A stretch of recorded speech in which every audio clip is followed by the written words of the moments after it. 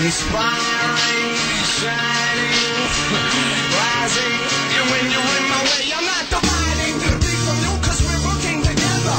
Perfect in its splendor, like the currents of the weather. The splinter in my center, hindering all of my pleasure. Being manifested as doing this endeavor.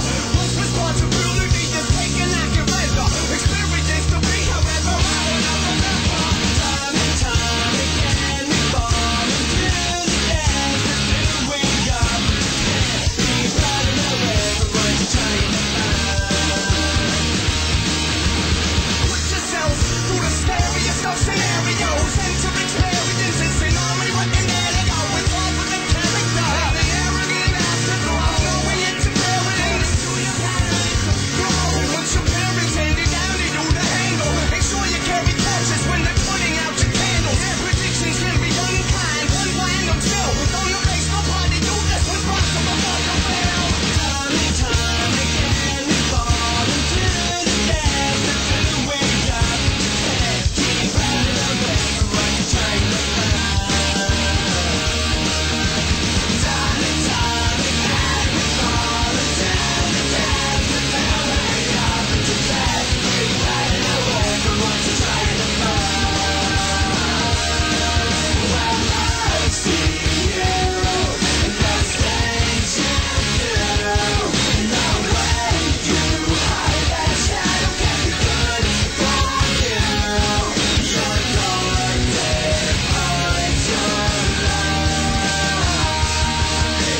There's some utterly damaged particles to deal with. And if I stutter, I'm sorry, but it's hard to feel swift. Wings stuck in my stomach is a cannibal ain't gonna lift. I've been pushing it down, pretending it doesn't exist. Well, this is what happens when you're pissed about being missed. You leave yourself so deep, you resist just to resist. And there's no way to get back, experiences you miss. So start right now to taking risks, so you miss from bliss. Time and time again, we fall into the dance that we got. Keep running away from what you're trying to find. Time and time again, we fall into the dance that we got. Keep running away from what you're trying to find. Time and time again, we fall into the dance that we got. Time and time again, we fall into the dance that we got. Keep running away from what you're trying to find. You just can't keep running away from what you're trying to find.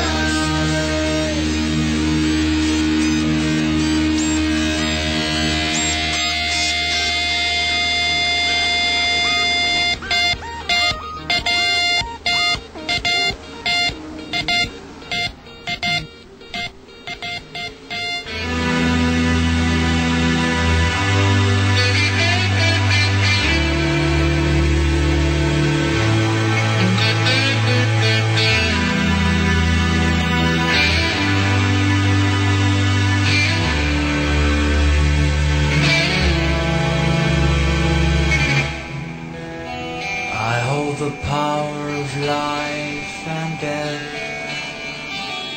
with a baby asleep in my hands, asleep in my hands.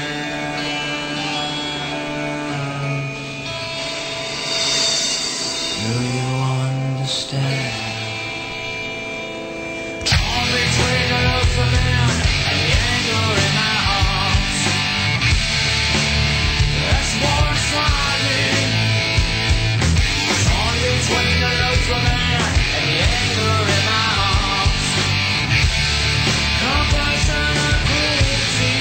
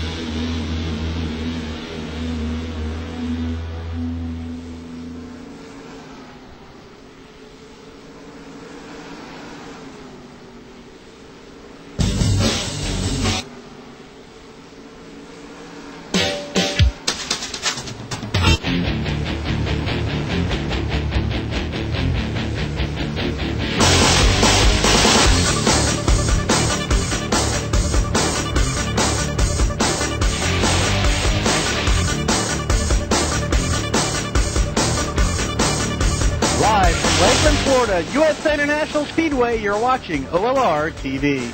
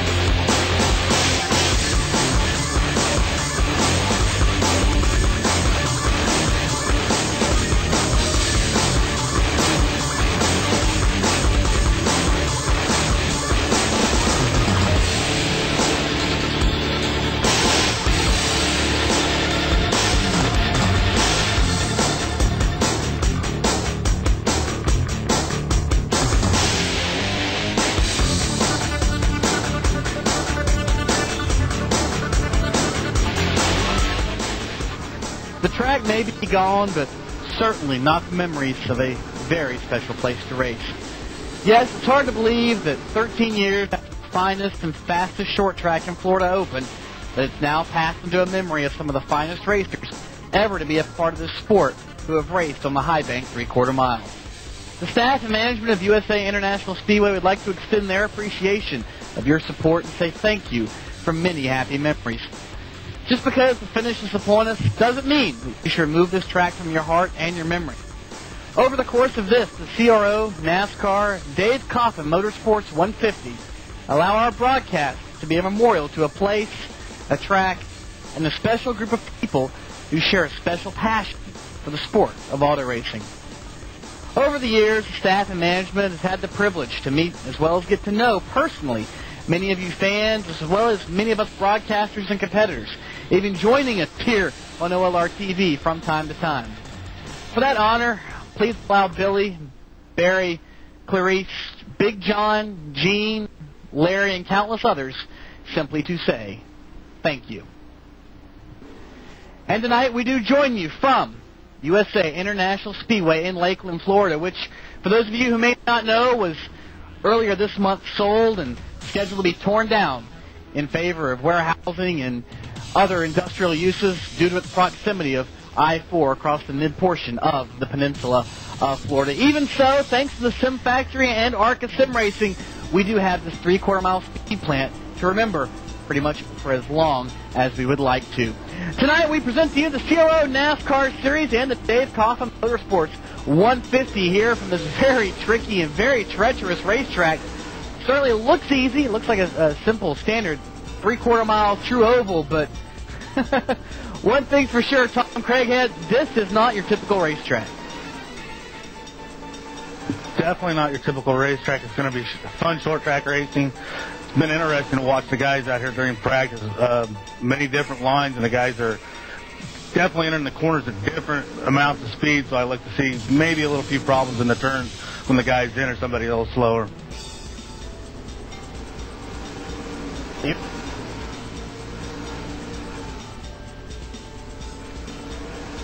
And thank you, Tom Craighead. This is Brian Coonsey. And I'm going to give you a short little track description here at Lakeland. As Tony said, it is a 3/4 mile short track. The front and back stretch are 1,200 feet, banked at 2 degrees, and the corners are at a 14-degree banking, and that banking shift from the corners to the straightaways is kind of treacherous, Tony.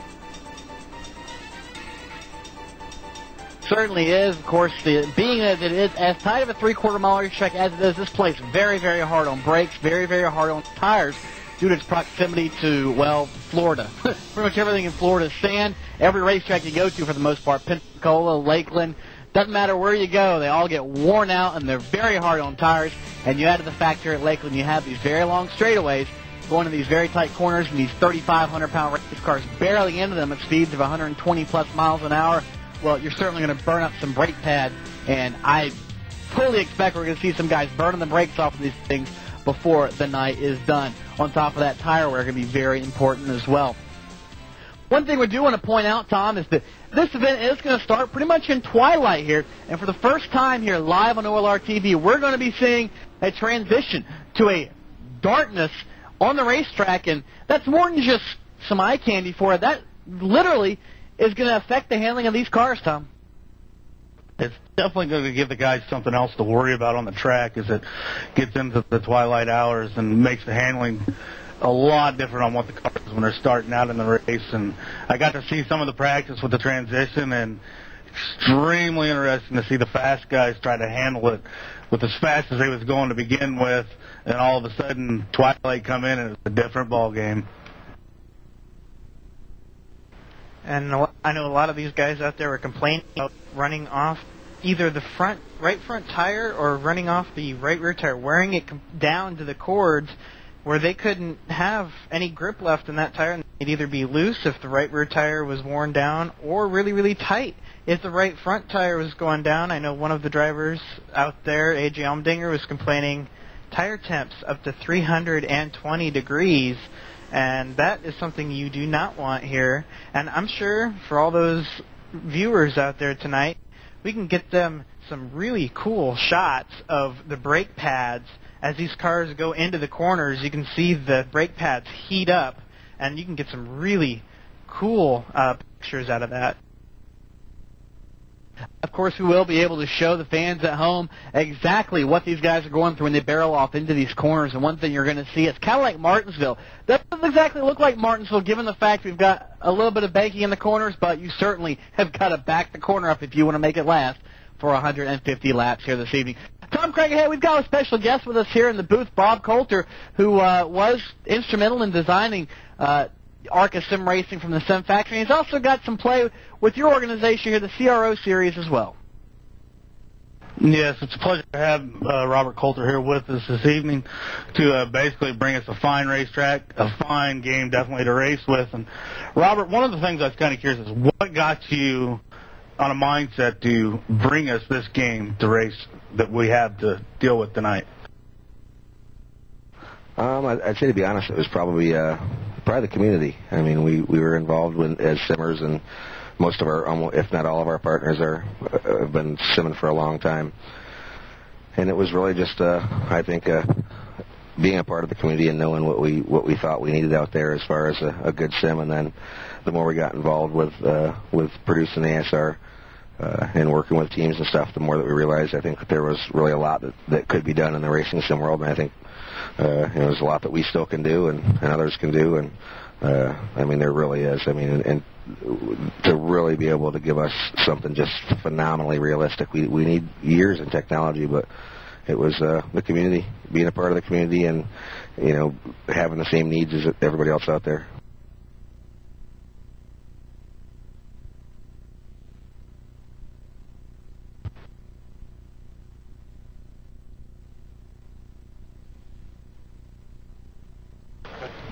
Robert, one of the things I've been curious is how many people can you give as an idea for the public out there that is working on this game, not the beta testers that you have, but the main core group of guys that you have putting together this game?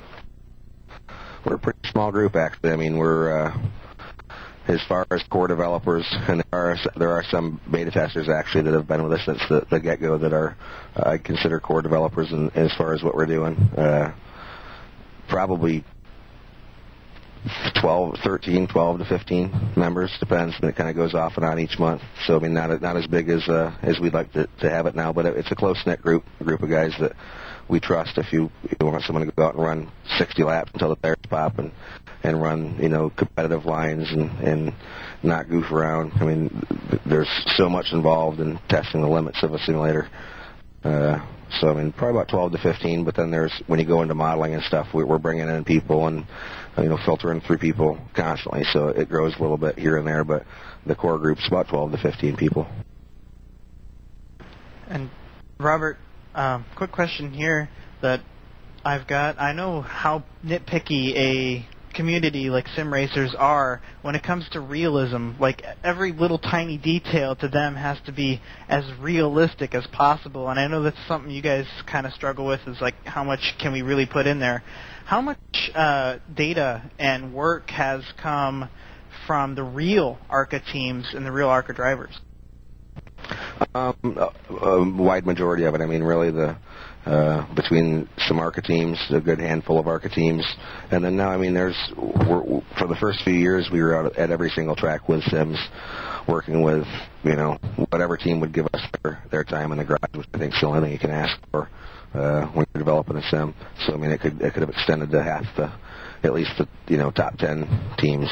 But there's been a good deal of Cup influence on the software. I know some of the engineers at a wide variety of the Cup shops have been long involved and are still really heavily involved. I know, especially the Gibbs guys, they really helped out a lot, and I think that it's made its mark on the sim. And I think that some of the recent work that they've done that we're getting ready to put into the updates in physics, because we're about to do a complete physics overhaul with new suspensions with new front-end geometry based off some new data.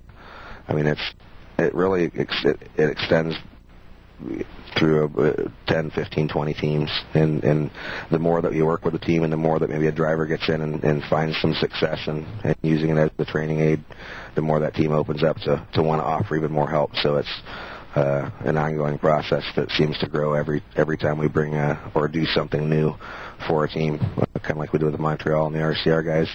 It brings them back in saying, hey, that worked. What else can we do to help to make this better so it works even more for our drivers? And it's just an effort that really takes a lot of time to get going and building relationships with people. But they've had as much, if not, they've had a huge hand in building this game. I mean, in the end, as far as the sim physics and stuff, a lot of guys on our team call me just a data entry guy because I ended up doing the physics, and a lot of that's just because the teams came in. I mean, it's hard to deny their numbers. You get to the point where you're just putting in their numbers. They really had a huge impact.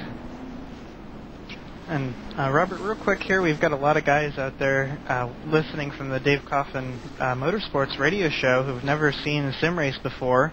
What do you say from the developer's side is the biggest advantage to being in sim racing? The escape button. Just kidding.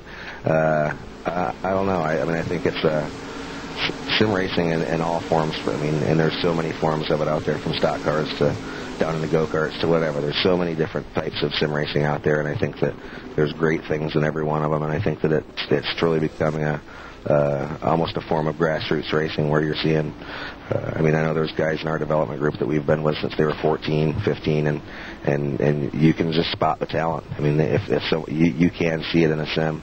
Do I think that means they're going to be able to get in a car and go out and do the same thing? Not instantly. And given the person that's in the sim, or that would transfer over and bridge that gap, I think that it's something that completely could be possible, and I think we'll test that in the future. But I think just the coolest part and the best thing about simming is just the competitive rivalries and the fact that the more real developers can make a sim, the more it lifts how special that champion really is. I mean, to know that your champion or the person that wins the race or whatever it might be, that their skill set is as close as it could possibly be to the real thing, to me means everything. And now if we have to sacrifice graphics or whatnot to get there, I don't care, as long as it takes physics to do it, and it takes what happens between that wall and that yellow line, the start-finish line, and I think at that point resides in the hands of the people out there driving those cars. So it's just basically we're just a vehicle trying to provide them the best vehicle and most realistic vehicle possible, so that they can experience something as close to real is what you'll see in a real car. I think that's what makes it special. Is a lot of companies have done that good of a job, and there's a lot of protocols that are that realistic. Well, I want to thank you, Robert, for taking the time to come here for the interview with us tonight for this race. And folks, you can find more about the ARCA Sim Racing 08 as real as it gets at www.thesimfactory.com. Hey, thank you guys. I think what you're doing here is awesome. Thanks, Bob. We certainly appreciate, again, you stopping by, and appreciate all your hard work on the sim, which we've seen many times so far this year on OLR TV. And anybody out there interested, keep an eye on OLRTV.com. Got a lot of stuff coming up next week. And just a reminder to those of you who may be unfamiliar with this organization, the CRO, well, last week they ran another race. And that was at Pocono Raceway in Pocono, Pennsylvania. And even though that one wasn't on OLR TV, the last time we did anything with a Pocono race on OLR TV, some guy named Allmendinger won. Well, guess what? No different for this division. A.J. Allmendinger came home the winner at Pocono for the CRO Pro Cup Series. Scott Beavers was second, followed by Joe Martinez, Jordan Lee, Parker Klingerman. Brian Davies was sixth, followed by Cody Manmiller, John Jana, Ron Odell, and Justin Kutulski from the Keystone State himself. And because of that win, that did move AJ up in points. The only problem is he's only run 2 races in this group. So he's way down in the point standings. Ron Odell is your current points leader, followed by James Watson, Darwin Mike, Justin Kutulski, and Giovanni Mungan. Your top 5. Beavers is 6th, followed by Eichendorf, Andy LaRoe, Jason Murphy, and Joe Martinez in 10th spot. Watson and Mike's, just as note, 3 wins and 2 wins apiece with Mungan. 4 triumphs so far this season. So a lot of wins for these guys, but they're not very spread out amongst that top 10. Tonight's race is being brought to you by the Dave Coffin Motorsports Show.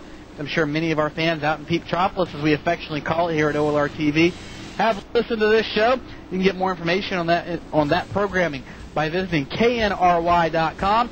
And he is out in California. Those of you from, you can listen online live on their website from 7 to 9 a.m. Eastern Time, and, of course, other times as adjusted. CRO Racing Leagues at calrace.com. That's Cal, like California, race.com. The Sim Factory at thesimfactory.com. Proud producers and makers of ARCA Sim Racing. Get your copy now if you haven't already at arcasimracing.com. Get it soon because you're falling behind every day you don't have it. OnlineRacing.com, home of OLR TV and home to some league plans, server rentals, and all kinds of good little sim racing tools and a great sim racing community. OnlineRacing.com without the G. Why? Because it's faster that way. And finally, our simulcast and music partner here at OLR TV, High Speed Radio at highspeedradio.com. He'll get you some tunage over there, as our friend and president of High Speed Radio, Darren Morley, would say. He's got plenty for you, and it will definitely wake you up and crank you into high gear. Happy hour is upon us here at the USA International Speedway. Just a few minutes left before we line the cars up down on the pit lane and crank them over in order to get things going. Real quick before we go to our starting lineup, Tom, what do you guys expect coming from this 150-lap contest as we race into the darkness? Well, the last time we was here, we had a very good race, and I'm looking to see that again amongst these drivers, as they're very talented, and they do give and take a lot during the race. And if I had, I'm going to go ahead and throw the dinks out there. I'm going to go ahead and pick out my driver now, Tony and Brian. And I'm going to pick a dark horse. I'm looking for Jason Murphy to nail the win tonight. I don't know about that pick, Tom, but one of the keys here at Lakeland and USA, basically, yeah, is they need to get single file. If you get a lot of side-by-side racing here, a lot of guys will mess up and wreck. One of the main keys of the first thing is single file racing. That's what happened in the first race to really get us a long green flag run, and that's kind of what we need to see happen there tonight. I'm going to pick my driver. I'm going to pick Giovanni Mungan. And, of course, Mungan does have a good starting spot, and we'll get to that here in just a second. It shouldn't take too long because he's pretty close to the front of the field. On the pole, however, this series held their qualifying last night, so these are the final preparations for this 150-lap event. Marty Cave came home with top time, the only guy to break the 21-second barrier. Just a tick under at 21.919 seconds. Eric Purrington going to start outside of row number 1, Tom. And on the inside, row number 2 will be Giovanni Mungan. On the outside of Giovanni will be Sam Dick.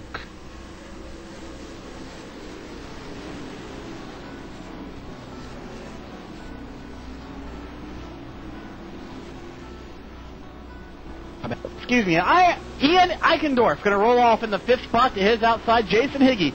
And just as a note for those of you out there, those two ran an identical lap in qualifying. It'll be Dan White on the inside of the 4th row. Starting on the outside of Dan will be Justin Kutulski. Ron Odell, your current point leader, will roll off in the 9th spot with James Watson to his outside in position 10.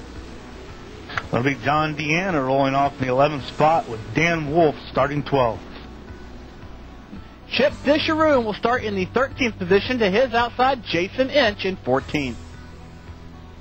On the inside will be Scott Beavers with On the outside will be Andrew Lynn. Tom Glazer will roll off tonight from the inside of row number 9 to his outside, Joe Martinez. And rolling off in the 19th spot will be Cody Manmiller on the inside. 14-year-old driver who is actually pretty good out on the track. On the outside of him will be Andy LaRoe in the 20th position.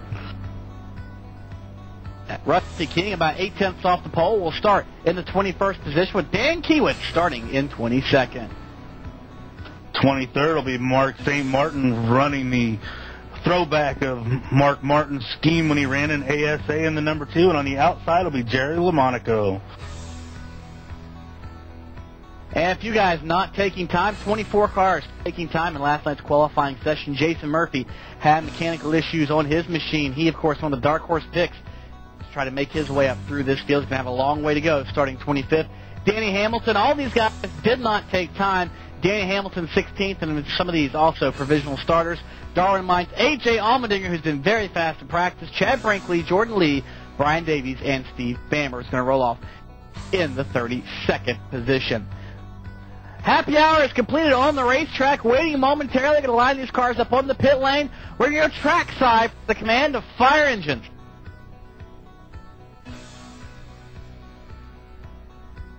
And track problems here with the speaker system, unfortunately, but the command has been given to fire the motors down on the pit lane. So we're going to turn these cats loose in just a couple of pace laps for 150 laps of action here at Lakeland and USA International Speedway.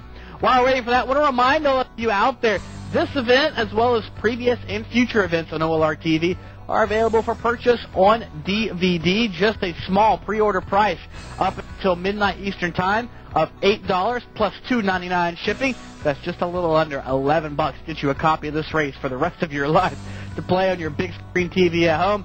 You can take it home. Or, of course, if you want to order it later or one of our previous events like the DMP series with names like Dale Jr. and A.J. Allmendinger or Martin Truex in the field, you can get those too. They're just $11 plus $2.99 shipping, and they have certainly had some dandies the past couple of weeks. Go check them out on our OLR TV DVDs page. You can get the address right below the chat in your window there where it says Buy OLR TV DVDs. Click on there and we'll have a complete listing for you. Also want to mention to you as the cars roll onto the racetrack next Monday here on OLR TV, the DMP Sim Factory Pro Series will be taking to the racetrack 9:30 p.m. Eastern Time. Can Dale Earnhardt Jr.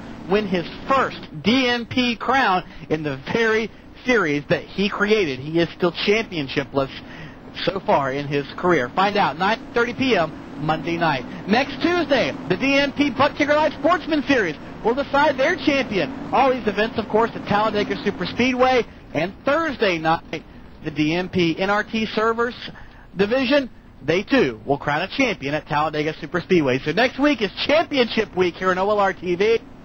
Do not miss a single lap, otherwise you will regret it.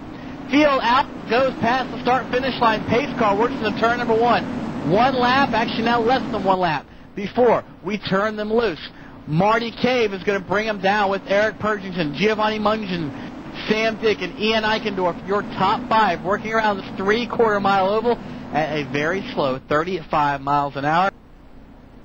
And again, this track, very narrow, looks pretty wide, but once you get racing, it becomes very narrow getting into and out of these corners. Marty Cave brings them down. Pace car off slowly at 35 miles an hour. Finally, green flag is in the air. Cave will lead him down to turn number 1. The field still works off of turn number 4. Everybody hustles to get to the bottom of the racetrack. Down to the yellow line, which is the preferred groove here at Lakeland. Off of turn number 2. Everybody trying to settle in. 150 laps still to go, Tom. It's Marty Cave taking them off into 3 and 4 as they're slowly sorting it out in the back. And they're still too wide back when you get about 6 on back as the front group gets single file, Brian. Looks like Dan White's going to clear Sam Dick, and Jason Higgins going to follow him. A lot of these guys are getting single file now. All they want to do is just run around this track and get some laps down. As you see now up front, pretty much everybody single file again, trying to work the laps in. We mentioned how this track very abrasive, very hard on tires, for that matter, very hard on brakes. You do not want to use your stuff up early because it will certainly come back to bite you in the end. And for that matter, this track will, in fact, change. The track is going to tighten up, so if you're a little free now, kind of wait it out. You don't want to lose a lap because you're going to have a shot at it later as the track does change. Current weather, just for those of you out there who'd like to know right now, pretty comfortable. 74 degrees, track temperature of a fairly chilly 80 degrees with the sun not quite beating down on it here at Lakeland, and it will continue to drop as we go throughout the course of this race. So put that one in your notebook and keep an eye on it. Already completing lap number 4 as we come off of turn number 4. Cave is your leader. 2 car lengths back to Purgington. Giovanni Mungin back to 3rd. Just about 5-6 car lengths behind him is Ian Eichendorff, who has moved up from 5th of his original starting spot, with Dan White back in 5th. Single file again pretty much throughout this entire field. First battle back for about the 13th, 14th spot. There you have Jason Inch, Dan Wolf. They're going out. Wolf is pinned to the high side of the racetrack, and Man Miller and Murphy now going by. Man Miller goes by to take over 14th position, and it looks like Jason Murphy is going to follow him through underneath Dan Wolf as they keep going along. Those guys are all getting single file in that pack. Not too many guys side by side. Darwin Mines, Rusty King back there for the 20th position side by side, and AJ Allmendinger right there. He's working his way up towards the front now in the 20th position, and he'll dive inside of Darwin Mines going into 1. Give a call to AJ Allmendinger in that Spraker Racing Enterprises Glock Chevrolet. Of course, that's not normally AJ's ride. He is normally in that Red Bull Toyota you're very familiar with here at OLR TV. But tonight, a little bit of a cameo appearance over in Jeff Spraker's equipment, and he's certainly giving a very good ride here in the early going as we watch Dan Wolf. He begins to work by. He goes by the car of Tom Glazer. Glazer now back to 16th. Wolf, a short track veteran of the Hooters Pro Cup online racing series over at OnlineRacing.com. Won many races over there. Not normally used to being back in the 15th spot on a short track, particularly Lakeland, so he is going to have his work cut out for him. And the car in front of him, the 22, that's Jason Murphy, started way back in the field. Remember, started 25th after a mechanical failure. Already 8 laps into this event, he has worked his way up to 14th spot, and now mounts a challenge on Jason Inch, Tom. And it looks like he's going to complete the pass as they come down the front stretch and head off into 1 as Jason Murphy looks like he's getting in a comfortable groove early, but my worry is he wearing out them tires too quick trying to burn up through the back. And that could be a good question there as we are in car with that number 22. As he's just riding around, come off of turn 4. Not too much of a challenge right now. Everybody looks like they're all single file. Not doing too much yet, but here comes AJ Allmendinger. Allmendinger working his way up. We'll keep an eye on him as well as Jason Murphy up front. Marty Cave and Eric Purrington. 11 laps into this 150-lap contest already. Those two have opened up nearly a second and a quarter over third place. Giovanni Mungin and Dan White about 2.5 seconds back in the 4th spot. So certainly up at the front of the field beginning to get spread out. As a little further back through the field again, we're keeping our eye on A.J. Allmendinger as well as the car of Jason Murphy. Allmendinger has worked his way to 15th, and right now he's trying to make his way by Dan Wolf, and in fact he will do so. Trouble in turn number 4, 1 car sideways. It appears to be the car, can't quite tell it is. Looks like the 72 machine. That is Darwin Mites. He is coming to trouble. Another car sideways here right in front of our broadcast position. But that will bring out the first caution of the evening. That is John Deanna. Right now he's in that 31st spot after running up in the top 15. So tough break for John Deanna from Salem, Indiana, which, well, that place is home to one of my favorite racetracks, Salem Speedway. But Deanna and Mites getting into it out of turn number 4 early in this one. As we get Matt to the replay and show us what happened, as we do expect wholesale pit stops for pretty much the entire field. Leader is in. Mungin on second. We'll keep an eye on the pit lane. Matt, show us the replay. What happened real quick? Yeah, I'm not really sure exactly what happened there. We're seeing a lot of warp back here. I'm not sure if that was this track or this version of the game that we're running tonight. But I think we I'm not sure what happened to the 57, but I see a lot of smoke, and he got around off turn number 4 there, Tony. Most likely spun those tires here early in the going. Brian, pretty much everybody I thought was going to come down pit road, but it looks like about half and half. As now a few guys starting to race their way off of pit lane. 4 tires for everybody down there. Actually, looks like Eric Purrington, Dan White took 2 tires. Everybody else coming down to take 4 Hoosier Racing tires on these ARCA Remax cars. They're heading back out, but a lot of cars stayed out quite a bit. It looks like Marty Cave will come out, but 21st position. So 21 other drivers stayed out on the track while those lead lap cars came down pit road, and looks like Darwin Mines is on pit road getting service to fix that car, and he's out and away, but he's going to be a lap down. And a few other guys coming down pit road. Looks like Cody Manmiller and a few others coming down pit road, as they must have missed pit road the first time. Of course, as quick as these cautions do come up on you, very likely if their spotters did not relay the message quick enough that pit road was indeed open, or those drivers just were not quick enough to look at the light and realize, oh crap, maybe I need to come down and get 4 tires. Either way, at least the good news is they have a long way to go to make up any positions they may have lost. Want to make a note about your top 3. First off, we have a chance here. Giovanni Munchen stayed out, so he will be your leader when we go back to green here in just a couple of laps, with Ian Eichendorf in second and Jason Higgy in third. Justin Katulski will be 4th, Chip Disharoon 5th on this restart, followed by Jason Murphy, Dan Wolf, Tom Glazer, Jason Inch, Danny Hamilton in 10th, with Jordan Lee, Rusty King, Andy Lent, and Eric Purrington, the first car out, so he's got 13 guys to pass with about 13-lap-old tires in front of him. We'll have to see how much of a difference those sticker tires do, in fact, make.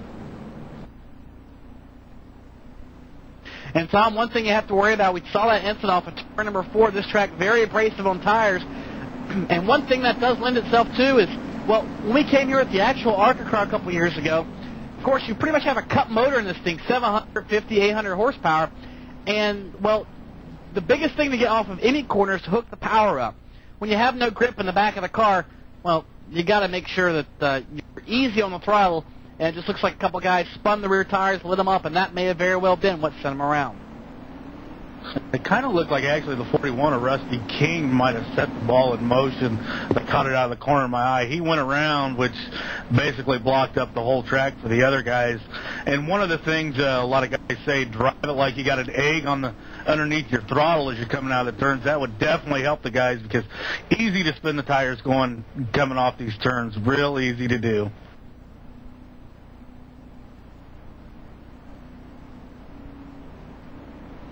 That is, like I said, we actually put a restrictor plate on our ARCA car a couple year ago or so when we came here. And, well, some guys put a restrictor plate. Other guys use the carburetor available from Willie's Carburation in Illinois that a lot of the Gibbs cars use on some of the slick tracks. It actually has like a design for dirt. The extra butterflies in the back of the carburetor, you open 2 wide open, and then the rest of them, well, it opens them on a little bit of a delay, and you can set that, which allows you to get full throttle when you're actually on the straightaway. Going to be going green with 19 laps complete of 150 here, so rather quickly working our way through this event. Munchen, as we said, going to be your leader, followed by Eichendorf, Higgy, Katulski, and Chip Disharoon. And real quick, Brian, down on the pits, it sounds like a lot of these guys are just going to try to make this on a couple of stops and play track position, because they know that a lot of guys do get nervous with these events on OLR TV. If the pace of the cars off, we're getting ready to go green. And a lot of these guys just trying to save some tires, trying to do 2 stops. Let's see if those strategies do indeed pay out for them as we are back under green. The field races in the turn number 1 already up front. A couple of guys starting to race. Those are some of the lap cars back there. You see the 28 car of LaMonaco up in second. So the challenge is on the 84 machine of Jason Higgy. He makes a pinch on Ian Eichendorf. Eichendorf doesn't have anything of it. He'll work back down the front straightaway with a 2-car length advantage over Jason Higgy. But Eichendorf will miss the corner, lock the brakes up, and now we'll open the door for Higgy down the back straightaway, Tom. And heading off into turn 3, still is not. Looks like he's going to complete the pass. Here, coming out of 4 down the front stretch, it looks like he's going to bring a partner right along with him. Justin Katulski sticks his nose in there as well as they head off into turn 1. It looks like Ian stuck out on the high side. But Ian's holding tough up there, but it won't last very long. The inside lane is the preferred groove here, and the much faster line as Katulski and Eichendorff are still side by side. Eichendorff sliding that car in entry. You could actually see that thing roll over on the right rear when he went into turn 3 that time. Same thing now in turn number 1. As you are on board with Eichendorff and you see everybody starting to work their way by him, and certainly not the position you want to be in if you are Ian Eichendorff. Finally, he gets the spot behind Chip Disharoot as a caution. Caution is on the speedway. Trouble over in turn number 1. The 21 machine of Man Miller has gone around. So tough break for him right now. That's going to negate him back to the 26th position. Man Miller had made a late pit stop on that caution flag, put him back in the field. But tough break. Looks like he made minimal contact with anybody or anything, so that Nike Ford Fusion will be able to continue. And he will bring out our second caution of the evening here. Just about 1/6 distance, 23 laps complete. Matt, show us what happened over there in turn number 1. Well, I think we're going to have to work on our replays here because I'm just seeing a whole lot of warp when we're pulling up a replay here, and I'm not sure exactly what happened. Let me just try and see if I can roll it back, and I can't do that either. Well, we're just going to have to work it. I'm not sure what happened. It looked like somebody maybe got into the back of them. And for those of you out there who are wondering that maybe you've never seen one of these simulated races before, what in the devil is warp? Well, let me try to put this to you in less than techie terms so you can kind of understand it. Essentially, what happens with warp is you have all these drivers on their own personal computers somewhere in the United States. The server or the main computer where all these drivers send their information to is located somewhere as well. And then, of course, that server will send the information back to the drivers. Does that make sense, kind of?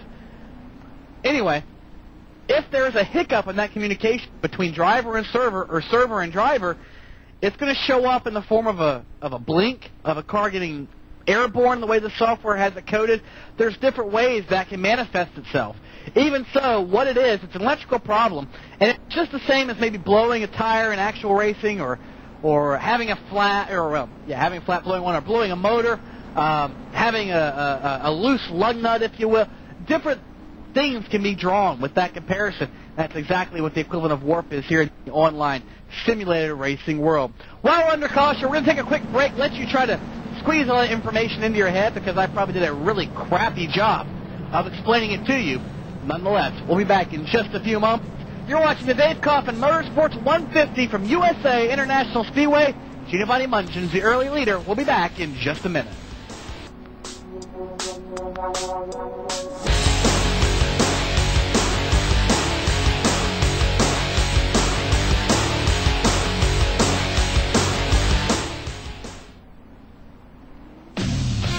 Tuesday, August 19th, Dave Coffin Motorsports Radio Show presents the CRO Pro Cup Series live on OLR TV.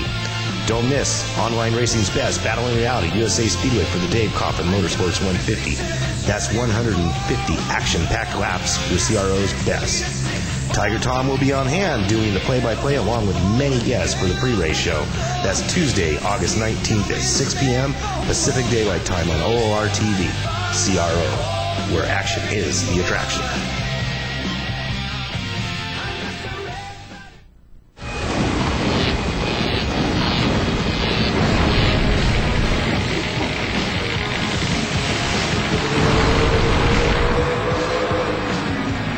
Going to get a freight train one way or another, unless he makes that thing as wide as a double-wide mobile home. Marlowe's making a move up to the middle. 3 wide, you're in the middle. Hey, man, one more time. White flag, you're the man. As they come onto the backstretch, it looks like there may be a move back in the back. Chris Haskins now moves into the fifth position.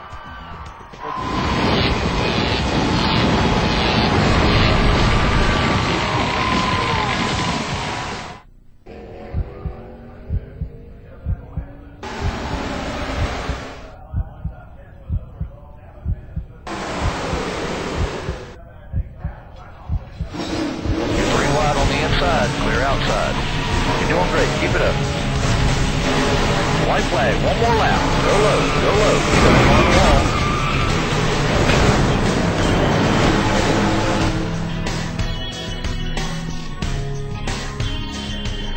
Oswego Speedway is the short track equivalent to Indianapolis. Find out why they call it the Indy of the East. Bud Classic 300 weekend kicks off on Friday, August 29th with the Win Super National 50. Saturday is Bud's home night for the Budweiser Classic 200, along with the Race of Champions Modified. Sunday, August 31st, 34 of the best super modified drivers in the world compete in the Bud Classic 200, plus the SBS Classic 100. Oswego Speedway is your ticket to short track racing. Call 315-342-0646 to reserve your seat for the 2007 Budweiser International Classic at Oswego Speedway.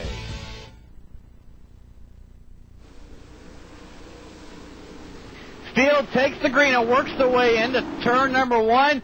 Top 2 get away from the lap car, but third place have to work with it as they work out of turn number 2 down the back straightaway. Justin Katulski trying to dispose of the lap machine and now has worked his way in between he and the top 2, Tom. Well, unfortunately, that's one of the bad things you're going to have to deal with this on this track. Is the short track, the lap cars are going to be on the inside as they restart, so it'll definitely present a challenge to the guys. It looks like Jason Higgy has passed Giovanni coming out of turn 2. Actually, side by side, Jason Higgy on the inside of Gio drives it in hard into turn 3, and he'll make the pass on Gio. So Gio's going to try to fight back on the outside a little bit, but it won't happen. Looks like we got a spin on the front stretch. Trouble on the front straightaway. That is indeed the 14 machine of Lee, and I do not see the caution out. Finally, officials throw the caution flag. He spun up for turn number 4, caught it out of the corner of my eye. That Red Bull Toyota for Jordan Lee. Trouble out of turn number 4. Came down and made some contact with the inside wall across the grassy strip here on the front straightaway. So let's get everything sorted out and show you that one once again. Hopefully Matt has finally got the tape machine worked out on the trailer, Matt. Yeah, I think this one's going to work. It looks like he just lit the tires up off turn number 4 in that 14 machine and spins it down to the grass and just barely taps the wall, so nothing too bad there. And he's going to pull it back around and rejoin the end of the field. Probably going to get some new tires. He slid those things quite a ways down the front stretch, Tony. Yeah, anytime you slide the tires here, I don't care if it's just coming out of the corner, it certainly takes a toll on them, and that's pretty much what you do here. You're in a controlled slide through the corner, and, well, apparently it was too much for Jason Higgy. Your newly appointed leader comes down for service from his crew. Brian? They got half a dozen guys on pit road. Justin Higgy's crew is to the right side, putting on those Hoosier Racing tires. Now they're over to the left side, getting tires on the left side of that vehicle. And he's down and away here on pit road. He's going to win the battle off pit road, beating Justin Katulski, Chip DeSharoon, and Jason Murphy. A.J. Allmendinger also down pit road, and Jordan Lee, who spun earlier, getting service. And he's down in the way, and still a lot of guys stayed out. A lot of the guys that pitted earlier are now up towards the front, but it looks like Giovanni Mungin's going to stay out there and try to make this race maybe a one-stop race. He's got the fuel to do it, but does he have the tires? That's the question, Tony. Certainly tires at a premium here at Lakeland. We've documented how abrasive this racetrack is, and of course how much that brake heat as well as that huge force coming into the corners here can play havoc on your right front tires, simply eating it away pretty much like a cheese grater, but quite possibly playing the track position game. I see a number of guys here at Lakeland play that game, and it very well can work for you unless you got somebody way back there who's just playing so much better than the rest of the field. But this series runs a fixed setup, and for those of you out there who may not understand what a fixed setup is, pretty much everybody's got the same race car, except for the fact they look a little bit different. The springs are the same, the shocks are the same. The only difference is what they look like and the driver in the seat. So pretty much an IROC-style race, if you will, here for this series. So it's driver versus driver. You have to worry about somebody absolutely nailing the setup. Takes away a little bit of the true essence of racing, but either way, makes a pretty darn good show for us right here on OLR TV. want to make a note to those of you out there in Peeptropolis. We tried to make an effort to get Gene Crane from USA International here on the broadcast with us. I just spoke to Gene, and unfortunately he's traveling and doing some business, cannot make it with us here this afternoon, or this evening, I should say. He very much wanted to be a part of this broadcast and share some memories of the USA International Speedway. Of course, Gene, the track announcer there, and also works with the USAR Hooters Pro Cup Series, which is in Bristol this weekend. There'll be the first half of a doubleheader tomorrow night at the Tennessee Half-Mile Oval. So if you're anywhere around Bristol, go buy your tickets and get there early for the Hooters race. Then that truck series run by that NASCAR group runs 200 laps tomorrow night as well. So it certainly will be a very good show there. But either way, we want to say hi to Gene. He hopefully is watching the broadcast live on OLRTV.com, and he can see his former employment place back in its glory once again, albeit even if it is simulated. And just in case those of you out there would like to know, Gene himself is a sim racer. Not exactly as good as a Dale Jr. or a A.J. Allmendinger, but he certainly enjoys it and has a great time at it.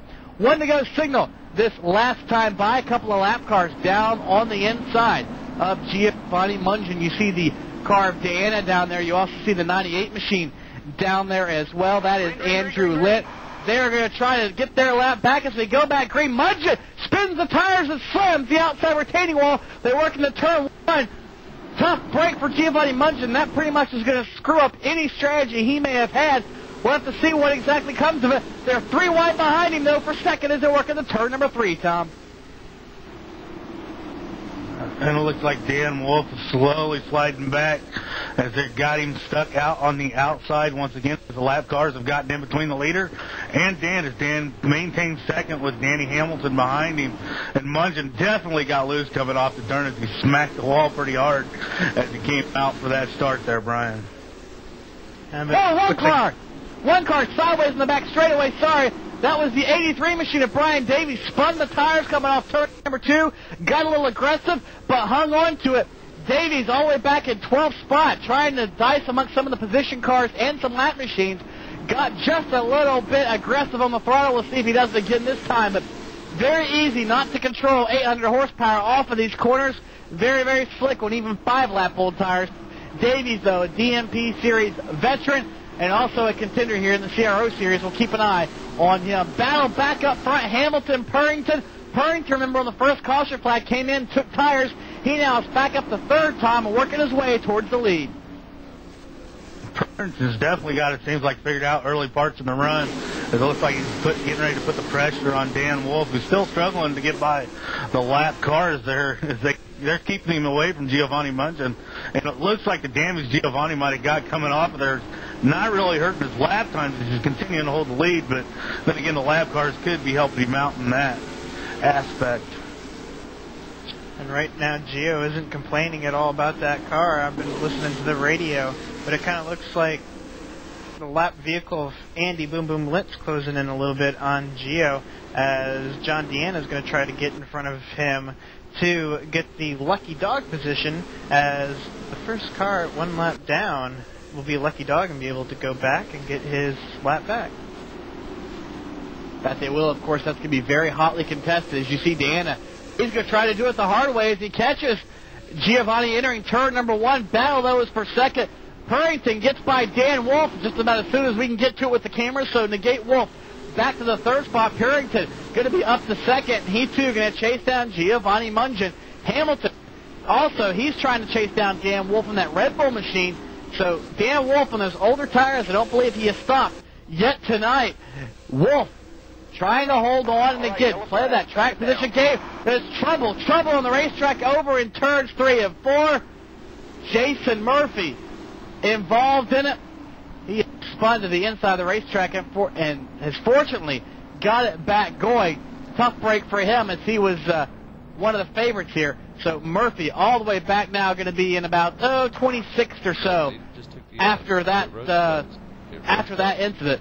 So already had worked his way up from a 25th starting spot, 1/3 distance in that 22 machine. He's going to have to work back from 26th now. So I guess he must like to do a little bit of work. We'll find out and see exactly what he can do. We'll also keep an eye on Giovanni Mungin to see if he does indeed come to the attention of his crew as pit road is open this time by. Matt, show us what happened to Jason Murphy over in turns 3 and 4. I'm not sure we're going to have it. I think he just might have got loose. I just picked it up when he, looks like he was just coming back around there. So we're not going to be able to see that one here. And, of course, we are human, and sometimes we do miss those replays. And, Matt, I know you try everything you can to get him on the Air Force, but I'm sure, like a lot of the others, just got a little happy on the gas pedal and just plain lit up the rear tires and sent himself around. Brian, looks like a number of guys are on pit lane. And we got about half the field down pit lane this time. Getting pit stops, Giovanni Mungin on pit road. Crew's working on that right side trying to get some damage fixed, and he's blocked in by Eric Purrington. He kind of has to nudge his way past Eric to get out. And looks like Ron Odell is going to come off and win the battle off pit road. Brian Davies also. Looks like both of those guys taking 2 tires. Giovanni Mungin taking 4, and everybody else behind him doing the exact same.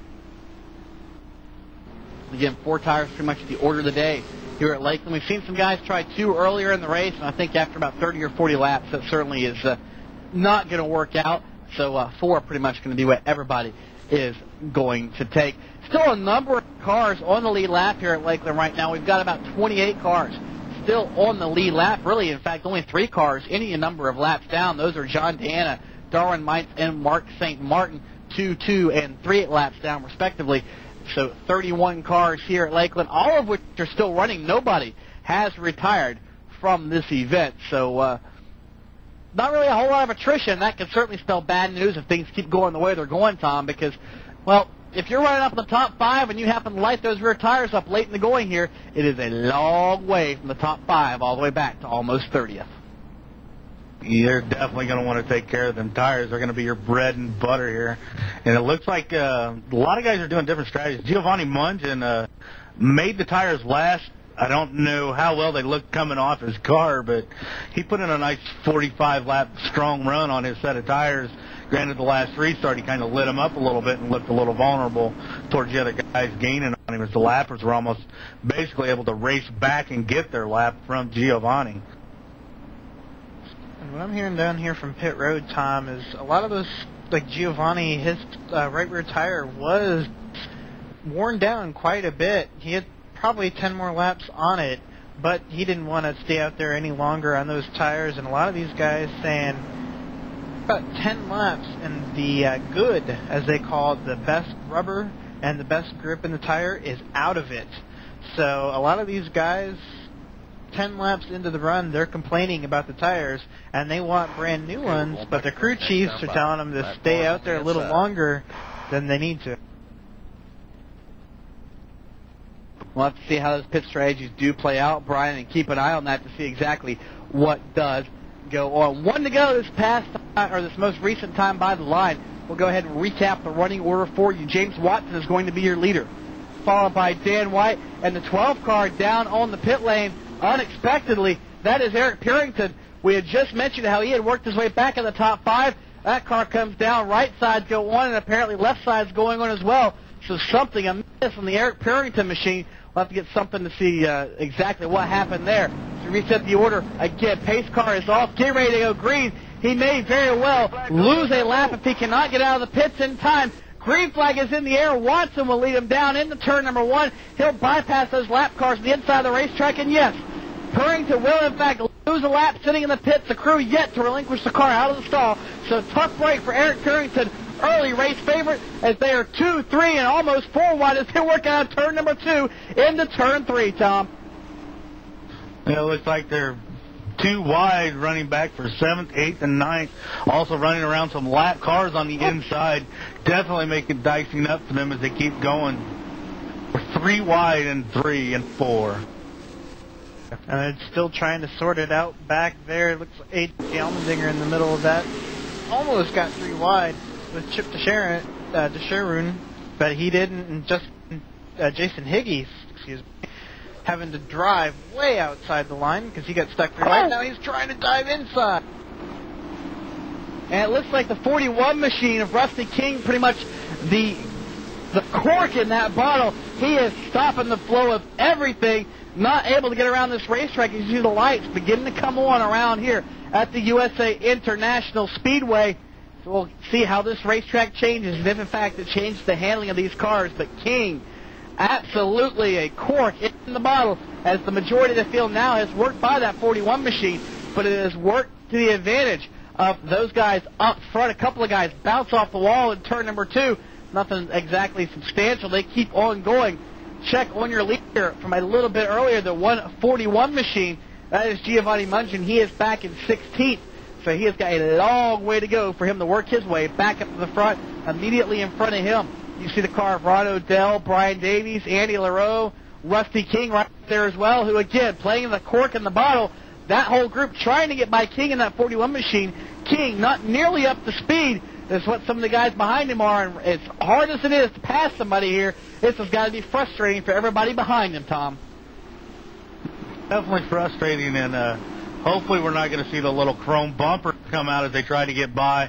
Hope the drivers are going to show a little bit of patience to give Rusty the chance to get his car up to speed. It could be a bad set of tires he's got on, but it looks like Andy LaRoe's getting underneath, and we got one around.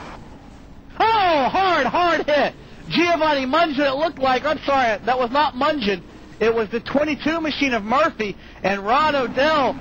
O'Dell got sideways in turn 3, and the 32 machine of Murphy, or excuse me, the 22 machine of Murphy absolutely creamed him, had nowhere to go. And O'Dell, your points leader, that cannot be good for him. That car looks like it certainly is going to be worse for the wear. Substantial damage on the right side and the left side, 2 flat tires, and more than likely the snout and the clip on that car certainly bent, and that thing will not be handling for what it was earlier in the race. Matt, show us the chaos over in turns 3 and 4. Yeah, we're going to watch it. They were all stacked up getting in the corner here, Giovanni, and then the 88 of Ron O'Dell. They all get around.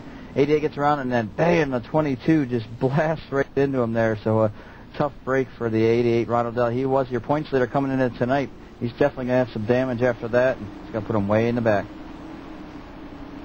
Yeah, tough break for O'Dell. That point lead of his, not exactly the largest. It was only about, 17 points over James Watson. And Watson, ironically, right now leading this event. So certainly good news for James Watson as Ron O'Dell, tough break over in turns 3 and 4. A few guys coming to pit lane as it looks like everybody from about 10th on back for the most part coming down to the attention of their crews, Brian. Right. Actually, second place, Dan White came down pit road, got 4 fresh tires, and he's gone. Scott Beavers coming off pit road. Giovanni Mungin currently getting fresh tires as he was just down pit road on that last caution. Also, quick update, Eric Purrington, for some reason, just stopped on pit road, hopped out of his car, ran away. The crew didn't know what in the world he was doing. He came back, and he's back out on the track, 31st position, 8 laps down, so tough break for our second place qualifier. But, Tony, got a lot happening down here on pit road. And it sounds like that Purrington had to make a T break. He just could not hold it any longer. The bad news is that 8 laps is going to be very, very hard for him to make up here in just 95 laps or so that we have got left in this contest. And speaking of P breaks, we're going to take one ourselves. Get a couple of quick words from our sponsors before we go back green here live on the CRO NASCAR Series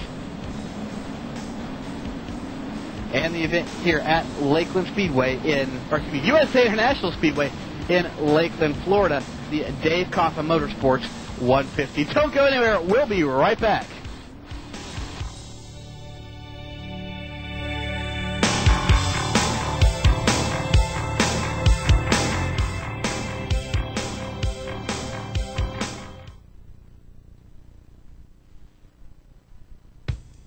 The Dave Coffin Motorsports Show presents the Dave Coffin 150 on OOR TV. Covering the American Le Mans Series, the United States Auto Club, the Grand American Rolex Series, the IRL, the World of Outlaws, NHRA, MotoGP, AMA Superbikes, Formula Atlantic, SCCA, and short track racing across the West. They all have one thing in common, and that is the Dave Coffin Motorsports Show. Saturday mornings from 10 a.m. to noon, set your dial to 1240 on your AM radio, or sign into the internet and type in WWKRY. You can get your stream right there. Listen to the show, stay close to your phone, be ready to dial 831-373-1234 and ask your own questions to their special guests. Remember, the Dave Coffin Motorsports Show Saturday mornings from 10 a.m. to noon on KNRY. That's www.knry.com.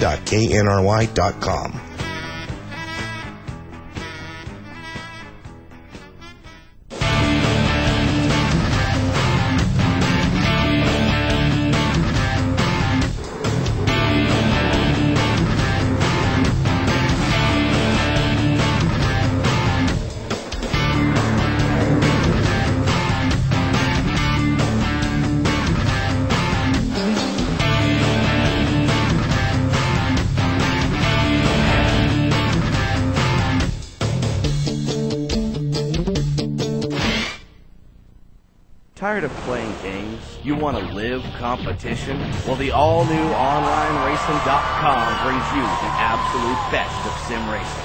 Everybody knows we have the fastest and most stable dedicated servers. But did you know that now we have the easiest software to set up your own races, chat with your buddies? Oh yeah, and remember that Java and that pesky redirector? They're gone, baby. No more of that. We still have our popular games like NASCAR 3, NASCAR Heat, NASCAR 4, NASCAR 2002, and of course, NASCAR Racing 2003. But why are we different? Well, maybe it's the car file showroom, or the setup exchange, or is it the voice chat? Heck, the list goes on and... oh yeah. I'm talking about the absolute best sim racers on the planet to race against. Sure, you can sit at home and race against a computer, but what fun is that? Prove you're the best, race against the best at OnlineRacing.com. But that's just a glimpse of what you'll find on OLR. Come on over and find out why we say OnlineRacing.com. Don't dream it, live it.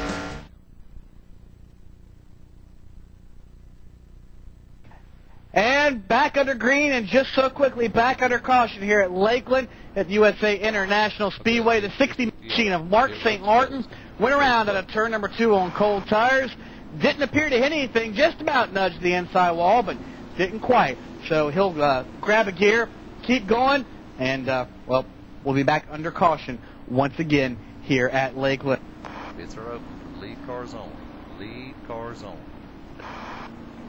Now, some people out there, as we have a minute, you're looking at the 60 car of Mark St. Martin, you think, the car looks familiar. Now, granted, you may have had to have been around a while for that car to look familiar, so we won't tell everybody your age, but the car may look familiar. Well, Mark St. Martin that is his real name. The 60, of course, many of you may remember, was Mark Martin, the actual Mark Martin's longtime number of the NASCAR Busch Series. Well, Mark St. Martin is from St. Thomas, Ontario, Canada. We'll give you the rest of it here in just a second. Matt, show us that spin off turn 2. Yeah, the Mark St. Martin, that Miller number 60, goes into turn 2, and then it looks like he gets a little bit of a bump from the 73 off of 2, helps him around, and then he just loops it and into the wall down the backstretch. So a tough break for Mark St. Martin. He's going to pull it back around, and just a little bit of damage on the left rear, not too bad. Just a minor cosmetic flaw. And I'm sure he'll be loving that. Like you said, have some of that sponsor right now, Matt. Some Miller All-American and Miller All-American. What? Yeah, Miller All-American. That was Mark Martin, the actual Mark Martin's ASA colors back in the early 80s.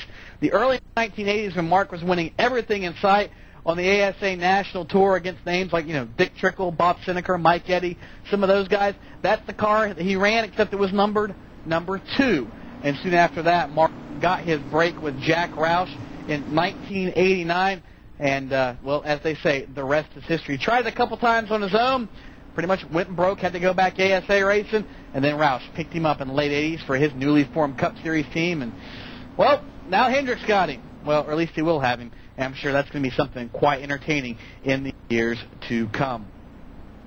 Working lap 66, or actually 67, will be complete this time by James Watson. Just to reset your running order for you, for those of you out there who may have not caught everything after pit stops. Watson is your leader, followed by Marty Cave, who was your pole sitter. He is second. Sam Dick is third. Chip Disharoon is fourth. Jordan Lee will be shown in fifth. A.J. Allmendinger has worked his way up from a starting spot near the rear of the field to be sixth. Jason Hickey is seventh. Justin Katulski eighth.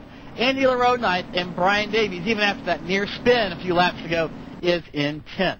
Tom Glazer is 11th, followed by Joe Martinez, Dan Wolf in 13th, Danny Hamilton 14th, and Cody Manmiller, after his spin a little earlier, has climbed back up to the 15th position. Andy Lint is 16th, followed by Dan White, Scott Beaver, Steve Bammer, Rusty King, rounding out your top 20. Early leader Giovanni Mungin, he is back in 21st. Jason Inch is 22nd. Jerry Lamonaco is 23rd, with Ian Eichendorf, the last car on the lead lap, in 24th. Ron Odell, who was involved in a caution just a few laps ago, he is 25th with substantial damage to his number 88. John Deanna still a lap down in 26th. He has been working all night long to try to get that back, and I'm sure he will here in the near future with a lucky dog. Warren Mike 27th, also a lap down, followed by Jason Murphy. Again, substantial damage after that crash just a little while ago. He is 28th with the 5 machine. He is 29th. Mark St. Martin, who we just saw, he is 30th. And Eric Purington, 31st, 8 laps in arrears.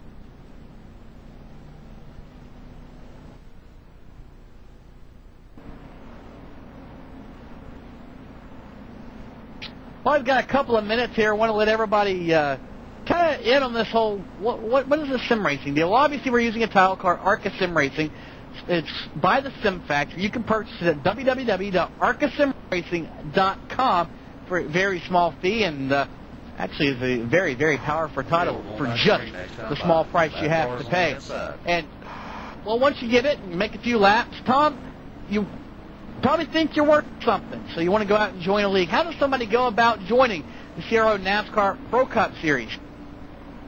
Basically what we started out now at CRO NASCAR with the Pro Cup division, we have derived a sportsman division to give the beginner and the guys that aren't up to speed quite as fast as the Pro Cup guys a place to come run and a place to definitely learn and get the hang of the game. We run that division on Monday night, same starting night as the Tuesday night division, rolling off at 6:30 Pacific time.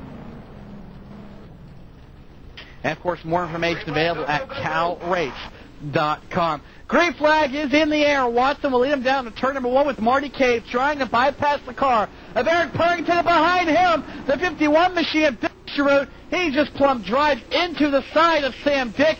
He'll, in fact, they'll get that position as they work down the back straightaway. It's going to open the door possibly for the car of Jordan Lee. He'll try to get by the top side on Sam Dick.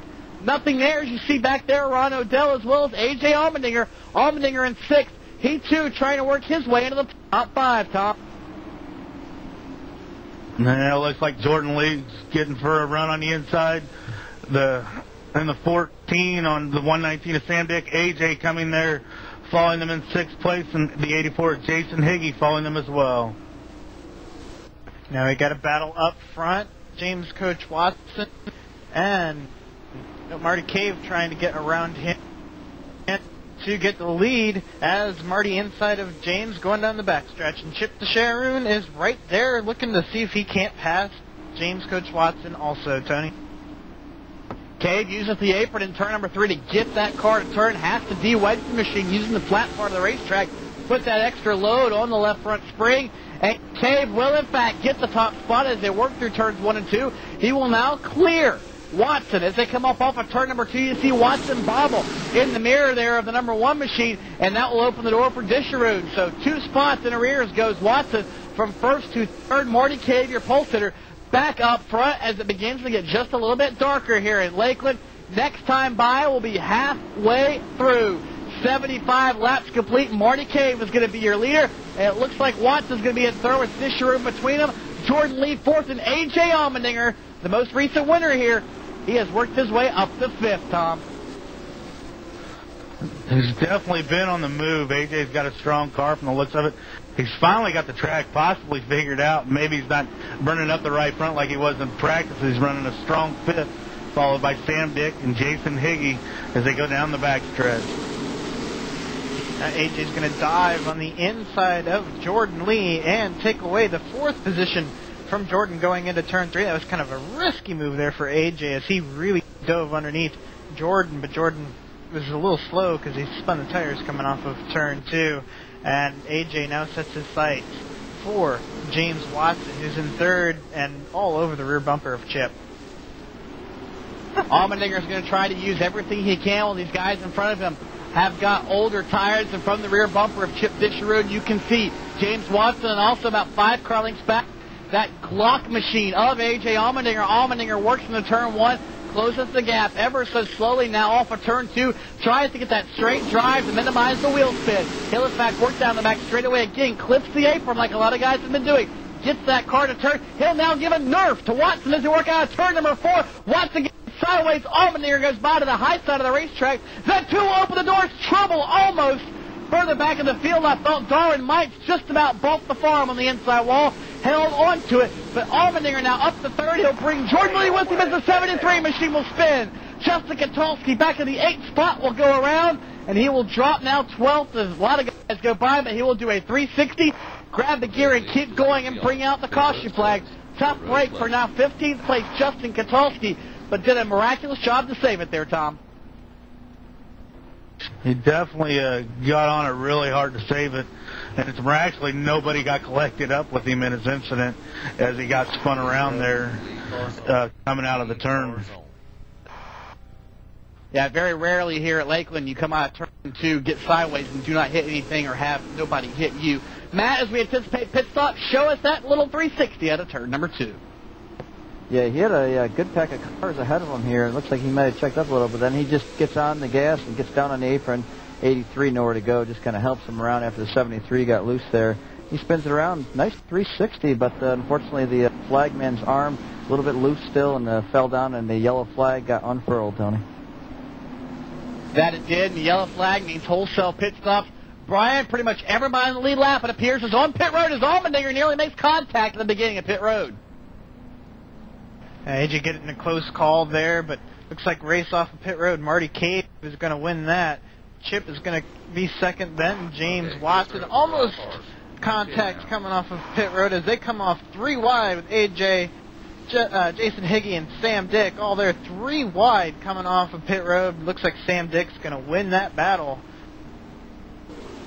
The question here, though, question here is going to be, Tom, could this possibly be the final stop for those guys we just saw in pit lane? Will they play the track position game for the rest of this event? It's definitely going to be a good question if that's what's going to happen in this race. But in all honesty, with the way it's looking, I think tires are going to be a priority. And if it's me, I think I'd still keep taking tires probably until maybe we get down to about 40 laps left. Then I might play the track position game, but for now I think I'm going to keep them tires underneath me. That way I can make sure I got sure-footed traction coming out of the turns. Looks like the top 8 guys are staying out right now. And as Tom said, a lot of these guys talking about how they're not really too worried about fuel strategy. They're more worried about tires. They just don't want to burn off those tires too quickly. Some of these guys are going to try to make it on a full fuel load, but their tires might be so worn out they're not going to be able to do it. And these top 7 or 8 that are still out here, as Joe Martinez is your leader, they are going to come down pit road a little later and have fresher tires than the guys that are going to try to stretch it the entire way. That they will. Of course, they're going to have a lot of guys to try to go through. One of those is going to be Joe Martinez, and it looks like that we've got some communication established to your current leader, Martinez. And Joe, car looks just a little bit dinged up, but you're out front right now in clean air with everybody else behind you. And as we've seen so far in this race, track position is key. Are you on your final set of tires, or do you anticipate one more stop, as we've been talking about that here very recently up here in the booth? Well, it kind of depends. If they decide to go green for a while, I'll have to stop and pick up at least a half can of gasoline. Unfortunately, I kind of missed my my mark just a little bit, but we're just trying to get out here and kind of keep the car up in front and see what happens. I got some fast guys behind me, so we'll see how long we stay here. One quick question for you as we get ready to go back green. What have you got left for these guys up front? Have you shown us everything you've got here as we have about, 70 laps to go? If it goes green, I'm good. I think I'm better at the saving tires things than most of these guys. If it goes into a yellow fest, it's going to be tough. All right, well, best of luck, Joe. We'll let you go back and get a good restart here as the pace car getting ready to go off the racetrack to his inside. He's going to have Jason Murphy, Mark St. Martin's going to be down there, as well as a couple of other lap cars, Dan Wolf, Dan White, Rusty King, and Giovanni Mungin going to be on his bumper. Martinez leads them down relatively quick as they work off of turn number 4. Spreads them out rather easily. He is going to get the advantage over Murphy. Dan Wolf is left sleeping. He's going to have to work by the outside of Murphy through turns 1 and 2. Cannot clear the lap car, and that will indeed put Murphy as a pick between Wolf and Martinez as it works down the back straightaway. 3 wide behind him are in the lap car. Mark St. Martin, Tom. And Rusty King also on the inside of Mark St. Martin. Ian Eichendorff went to the outside to get around Mark heading into that turn. It looks like they're bottlenecking once again. Dan White, Jason Murphy, and Dan Wolf 3 wide into 1. And Jason Murphy's going to drop behind those guys, but still back there with Mark. They're really bottlenecked. Oh, Danny Hamilton almost got the wall, and he's going to lose 5-6 positions in that exchange as they're trying to work their way around that slower lap vehicle. Up in front of them, though, Mark St. Martin has pretty much gotten his vehicle to the high side, opened the bottom lane for most of your leaders. A.J. Allmendinger will go by. It looks like Sam Dickens going to try to go around as well. A few other drivers have gotten by, including the one machine. That is Marty Cave. Chip Disharoon has worked his way by. Remember, these guys did pit. As you watch back around still where that Mark St. Martin car is, you see Jordan Lee, you see Jason Inch, all these guys still trying to work by that number 60. It is an absolute bottleneck, and these guys have got to be holding their tongues at this point, Tom. Definitely holding their tongues and most likely holding the bumper, just not quite yet. They're still bottlenecked with the 32 of Tom Glaser on the inside. Looks like Daniel Hamilton's still stuck behind there, behind Mark St. Martin, but looks like he makes room coming out at 4. And they're going to go 3 wide as Scott and Danny get single file and towards the front. Now we have a lot of battling going on. A lot of guys still bottlenecked up towards the front around where A.J. Allmendinger's at. We'll keep an eye on that battle for you right now. There is a battle brewing for second. And I say brewing not as a bad pun, but, well, it's just what's happening. The left-hand brewing machine of Dan Wolf has been going at it with Dan White. And, oh, yeah, behind them, here comes Giovanni Mungin. Mungin, early leader. He right now has creeped his way back up to the 4th spot.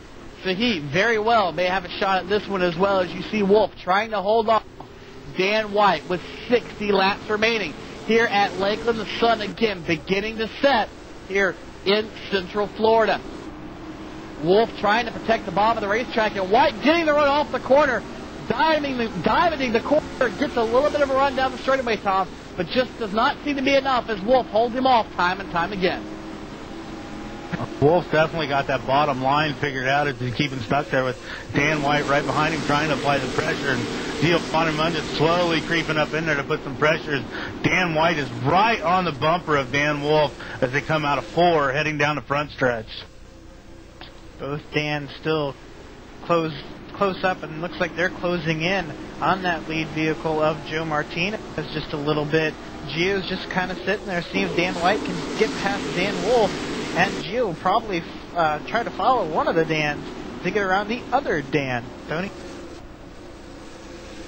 Notebook back in the pack. A.J. Allmendinger now has moved into the top 10, but we still have got our eyes fixated on this battle for second. What very soon looks like it will be the battle for the lead. Martinez has maintained about a 4-car length margin over Dan Wolf and Dan White, who are battling for the second spot. But Mungin, he has brought his nose into the thick of this battle. This, of course, happening about 2 seconds ahead of 5th place Rusty King. King, that 41 machine, he's starting to hold up a little bit of traffic behind him. Disharoon, Eichendorff, Watson, A.J. Allmendinger, and others trying to work by now the 41 machine. And they, too, are going to set their sights on the battle for the top spot. But right now, just a 4-car battle up front. Wolf still trying to hold off in second spot for Dan White. I keep wanting to call him Dana. That's off of turn 4, back behind them. Allmendinger involved in this one. King involved. Eichendorff. These guys are absolutely going at it again. We talked about Rusty King being a little bit of a cork earlier in the race. Still in the lead lap. He's got every right to fight for the position, Tom. But, well, even so, they are bottlenecking behind him as he knocks the wall down on the inside of the back straightaway. No caution. It looks like there was a little impatient driver going on there as Jason Higgy finally said, Rusty, we got to go. Here's my bumper. Here's my horn. Excuse me, I got to get going. And now we're watching that Marty cave inside of Sam Dick. Ian Eichendorff right in front of him as Marty's going to almost hit the rear bumper of Ian, and looks like Sam Dick's going to bounce off the wall coming off of 4. Up front, that battle for the lead has pretty much intensified. Dan Wolf has relinquished the second position. He has given it up he had given it up to Dan White, but White now will relinquish second to Giovanni Mungin. Mungin is trying to pursue the machine. Well, actually, check that. I've got my cars backwards. Martinez has given up the lead now. Mungin is going to be in second. Dan White is your leader. So while you're watching the battle back further in the pack, we've had some shuffling going on at the top of the field. White, your leader, Mungin second, Martinez third, Dan Wolf fourth. And behind them, Chip Disharoon is fifth, followed by A.J. Allmendinger, James Watson, Jason Higgy, Marty Cave, and Sam Dick. All of this group pretty much on top of each other from about first all the way back to seventh. So none of these positions are safe. Dan White's now trying to hold off the advances of Giovanni Mungin, just 5 car lengths behind him, Tom.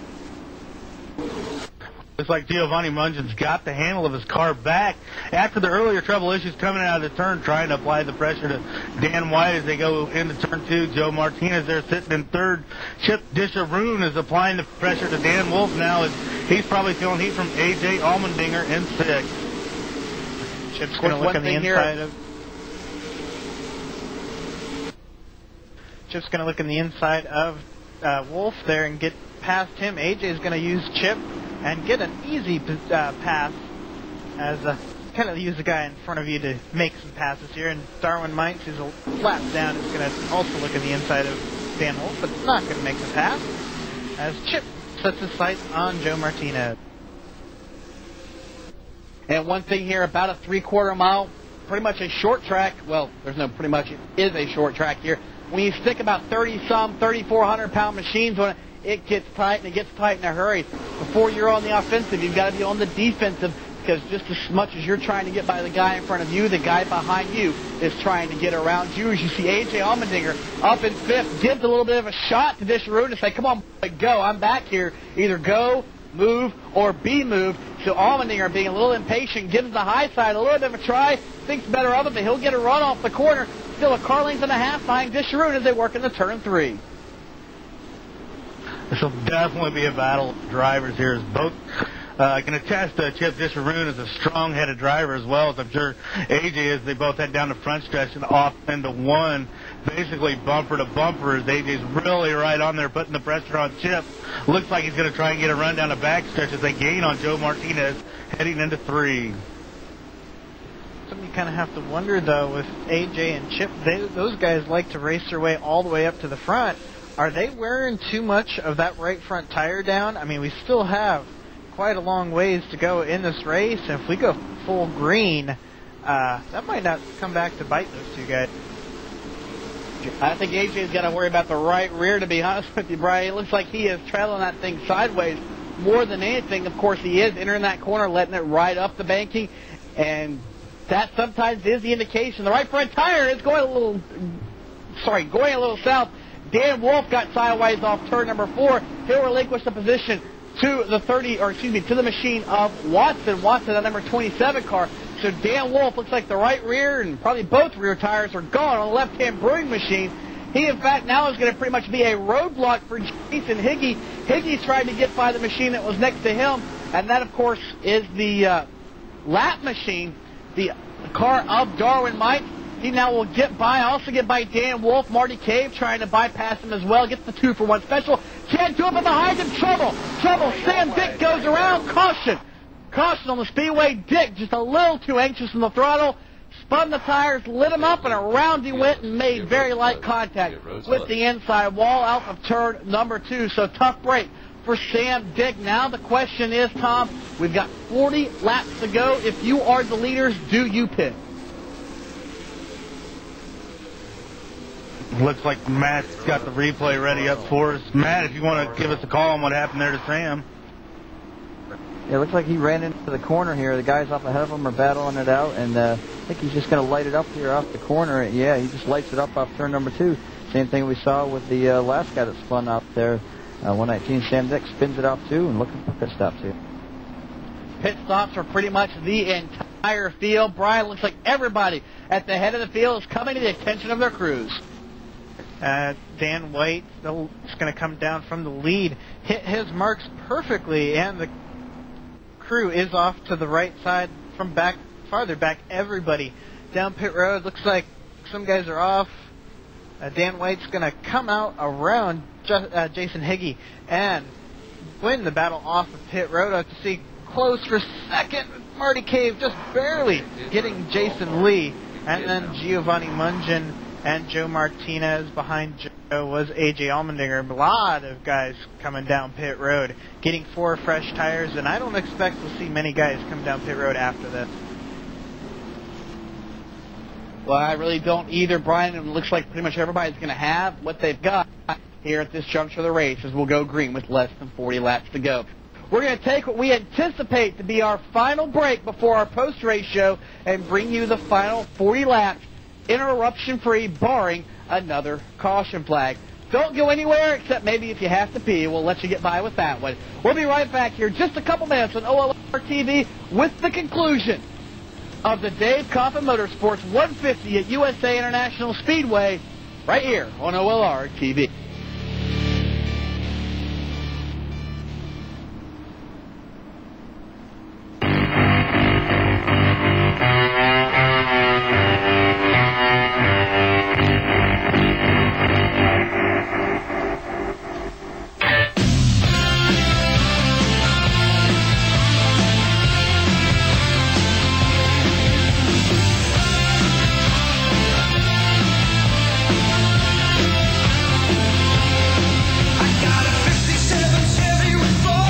CRO Racing League's home of the CRO Pro Cup Series, racing every Monday and Tuesday night.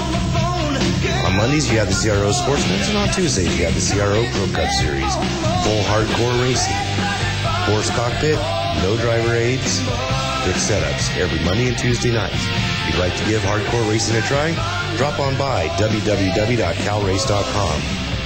That is CRO Racing Leagues, www.calrace.com.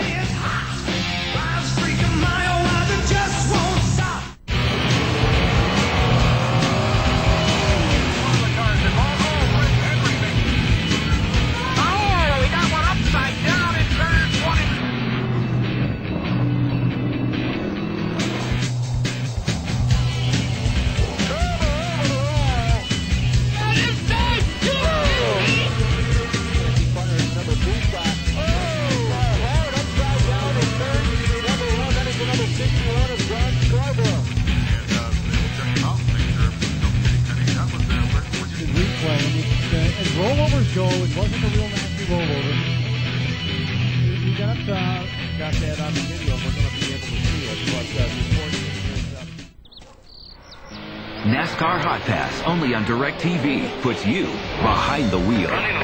Select any featured driver to get dedicated video feeds, real-time stats, and live team audio. You think the guy's going to pit? He has to.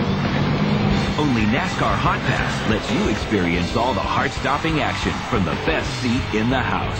This season, don't just watch NASCAR, bring it home. NASCAR Hot Pass, exclusively on DirecTV. Now available in high definition.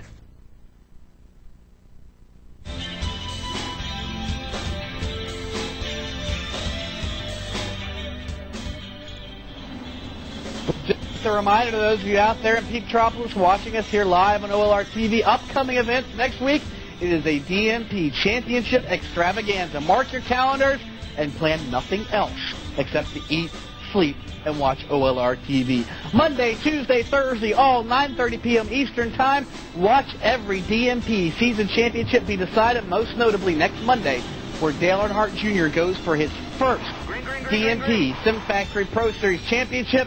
Also Tuesday and Thursday nights, the Sportsman Series and the NRT Service Division will crown their champion. As we are back to green here at Lakeland, and trouble in turn one. The leaders go 3 wide, get into each other. Allmendinger is involved. The 41 machine of Wise is involved. No caution, however. Big bottleneck up in turn number 1 as a couple of guys did not get into that corner very well at all, and certainly has thrown a wrench in things for Disharood. You see Riggy there, also A.J. Allmendinger. They lost a number of spots on that initial start, but it certainly opened the door for Jordan Lee, Giovanni Mungin, Joe Martinez, Marty Cave, and Dan White. As White is your leader, they work into turn number 3. Your top 5 now have opened up a little bit of a margin over Disherode, Higgy, and Allmendinger, Tom.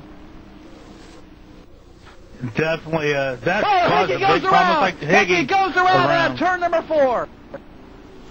Higgy was running in the 7th spot and now is going to be dropping all the way back to about the 21st position. But Higgy just got way too impatient, probably a little frustrated after that turn 1 incident. Got in the gas, almost had it saved, but just plain did a 4-wheel drift from about the middle of turns 3 and 4 all the way out onto the front straightaway and could not hold on to it. Now it looks like there is at least one flat tire on that 84 machine. He will limp away back to the pit. Matt, show us what happened here just a couple laps after we've gone back green. Yeah, we're going to see if we can see what happened. The 84 just lights it up off the corner and slides it down. Almost a mirror image of the last car that did that off turn number 4, and he spins it back around, but unfortunately, right in front of the flagger, he's going to have to throw that yellow. That he will, as that was right in front of the entire field, Matt. They're probably better to err on the side of caution in that instance. It does give those guys for the chance to recatch their breath and regain their track position after that near miss in turn number 1. Rusty Wise, again, playing the cork in the wine bottle. And he certainly didn't like what he saw, but he's gotten out of that one a little bit. And I think Tom we've gotten a hold of some in-car communications with your current leader, Dan White. And Tom, well, I guess I'll let you have words with the man who is right now at the point. Well, Dan, basically, what did you see from your perspective that brought out that caution on that wild restart? Okay, pits are up for all cars. We can pit now. Dan, do you got me, bud? Yeah, I got you. On that restart there, I noticed a big bottleneck. Did you guys struggle with the lap car on the inside of you? Well, he was in my blind spot. I didn't know he was there, and I thought I had open room to dive down in the corner there, and all of a sudden my spotter was yelling at me, and so, yeah, I had to make some adjustments to give him some room to go by me, so. Now, on this, basically, I'm assuming you're set with what you got for the race. How do you think your tires are going to hold out with Jordan Lee and Giovanni Mungin and even Joe Martinez back there behind you? Think you can hold this fast crowd off? Yeah, I think I can. You know, I've done pretty well in the race, you know, going from the front to the back during pitting and then back to the front. And you know, I think it's just a matter of, you know, running a rhythm and getting into the corners and holding my line, and that's it, you know. Make it tough for them to make the pass. It's definitely been interesting with the lap cars down there. It seems the lap cars every once in a while gives you guys up front a little advantage. On that time, it didn't look like it gave you too much of an advantage going into one. Yeah, well, Eric's a pretty fast guy, and unfortunately, somehow or other, I don't know how he got a lap down, but, you know, he's usually a front runner also, so I'm surprised at that. But once I saw him there and knew it was him, you know, I let him go. Well, Dan, we're going to let you get ready to get on back in there and get buckled up and get your seatbelt tightened up here for this last restart, and wish you luck towards the end of the race, sir. Thank you very much.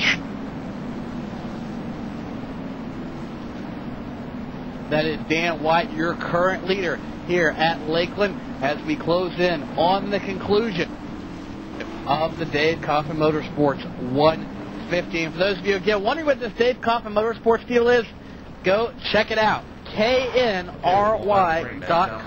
You can listen live online Saturdays from 7 to 9 a.m. Eastern Time. And of course, as the name suggests, motorsports talk show that you can indeed participate in, based out of California. One to go, that time by for White. He got the signal. 28 laps to go. Will we go green? White is going to lead him down. Anna will be on the inside. Marty Cave will try to pounce from second. Jordan Lee is going to be in third, followed by Mungin and Joe Martinez in fifth. Chip Disherud will be sixth, followed by A.J. Allmendinger, Danny Hamilton, James Watson, and Dan Wolf, your top 10. Pace car works onto the pit lane. Says, get me the heck out of here.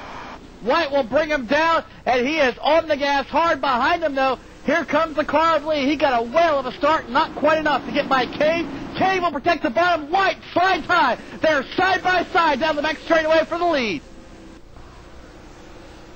Marty Cave looking to the inside. Looks like Dan White holds him off going into turn 3. Coming out of fourth, Dan White followed by Marty Cave and Jordan Lee. Some bumper tag there for the second place. Jordan Lee.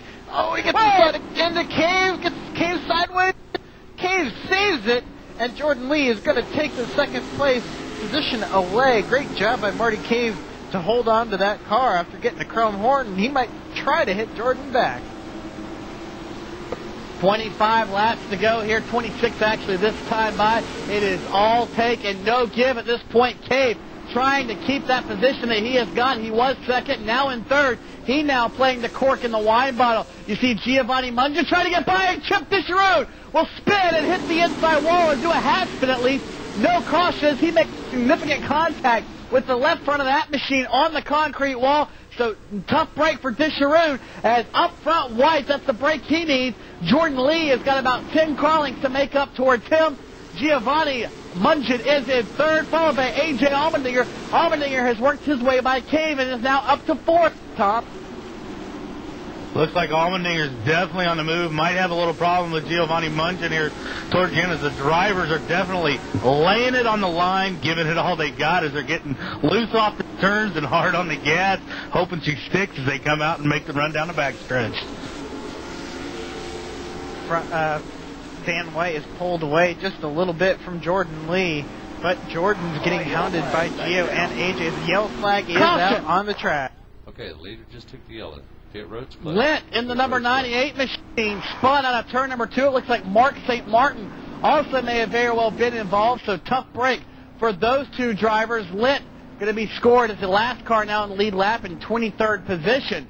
Mark St. Martin, of course, a number of laps down. It looked like also possibly that Sam Dick and or Darwin Mike may have been involved as well. So their cars slower on the accident scene as well as Jason Higgy.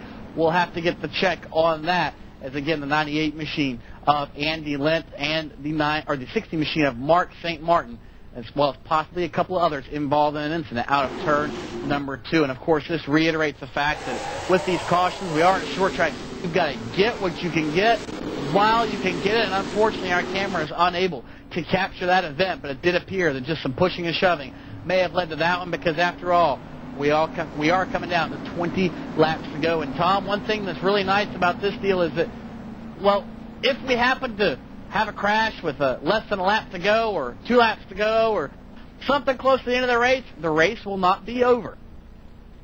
No, we'll get to see the famous green-white checkered finish. And looks like Dan White, Jordan Lee, Giovanni Mungian, AJ, and Marty Cave are your top 5. And I don't think Allmendinger wants to sit there in fourth because he looks like he's definitely been on the gas trying to get by these guys and possibly get up, maybe give Dan White a run for his money there, Brian. He's trying to work his way up there. A lot of the guys trying to get every position they can, and those guys in the back are the ones that are really fighting hard. I kind of watched back there. They were going 4 wide at one point in the very, very back of the pack, but up front, they're more single file, but they're still trying to get at it, just as like those guys in the back. But a lot of hectic racing all around this track. And it certainly is going to be a little bit hotter. The temperature of this kitchen getting incrementally hotter as we go along. We talked a little bit earlier before we get a word from Jordan Lee about track temperature and ambient temperature. Those numbers have gone down. Track beginning to tighten up as it gets darker here in Lakeland. And we have caught up with Jordan Lee with some in-car communications. And it looks like that, Jordan, you've got one guy in front of you, minus that pesky yellow Dodge Charger out there. How are you going to get by Dan White? I don't know. I've known Dan for a good couple of years now, and he's always really good with these tight setups. And as you said, the track is getting a little bit tighter, so I don't know. He's going to be fast. I got to think of something quick here. Obviously, you've seen a lot of guys behind you, and you've been involved in some of this, either by just where you're out on the racetrack or maybe even intentionally using the chrome horn to kind of move the guy in front of him aside to say, hey, I got to get going. Are you to the point that where maybe if it comes down to turn 2 in the last lap that the chrome horn is an option? I don't know. We're pretty good friends, but, you know, short track racing, stock cars, who's friends on the last lap, you know? Yeah, they always said Terry Labonte and Dale Earnhardt were pretty good friends, but he certainly didn't think twice about moving him at Bristol about 10 years ago. And Jordan, you didn't exactly have the world's greatest starting spot. Started back pretty much shotgun on the field for the most part, back in 30th, and you have made a good charge up to the front. And for that matter, the car's almost in one piece. Yeah, I had a little incident with one of the lappers getting a little tight and drifting up into me on one of the restarts a couple green flags back. But other than that, she's looking good. No scratches on any other side than the left door. Well, before we let you go and get back to concentration, we'll let you give a shout-out to any sponsors, friends, family you may have watching here on OLR TV. I'd like to give a shout-out to any of my friends that are watching, and to my girlfriend. She's the bestest there ever is, ever. Well, best of luck to you, Jordan. I'll go ahead and focus and see if you can get that Red Bull machine up front. Thanks. That is Jordan Lee, your second-place contender here in the Dave Coffin Motorsports 150. Okay, once again, you can listen online at knry.com. One finger in the air, one lap to go. We will be getting the green with 17 laps remaining. Real quick before we go ahead and turn them loose for hopefully one final time. Tom, 17 laps to go. You've got a shot at winning one of the most prestigious races on the schedule because it is live on OLR TV. What do you do in this situation? If you're Dan White, hopefully you get a jump on these lappers and put some distance in between you, and then just hold on tight and hope that bumper's pretty solid, because that's what it looks like it might end up taking to get by somebody here towards the end of the run, is a solid bumper.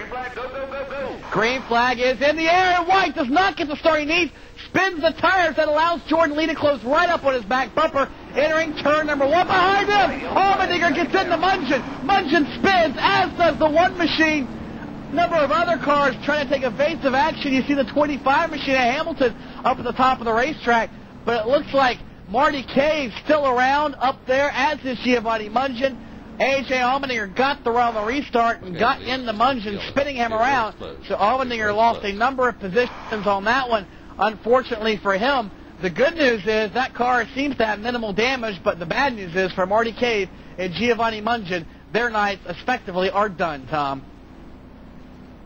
Unfortunately, this is going to put them very back in the back, from a prospectively good finish down to an unfortunately bad finish, depending on how it goes. And it looks like Matt has the replay ready for us to see what happened. Matt? Indeed, Tom. I wish they would turn the lights up a little here. It's getting a little dark out at this track. 141, it looks like he got into the corner good. Maybe got on the brakes a little bit harder than normal, and A.J. just kind of got into the back of him there a little bit. Going to back it up real quick here. Let's check out the bumper cam, actually in car with A.J. Here's the one car. Here's what happened to the one car. He sees Giovanni spinning. He's going to pull back around. Whoa, just missed it. Looks like he got a tap in behind, possibly from the 41 of Rusty King, and that's what happened to the one car. So two front runners here out. So we're going to reshuffle the deck and see what happens.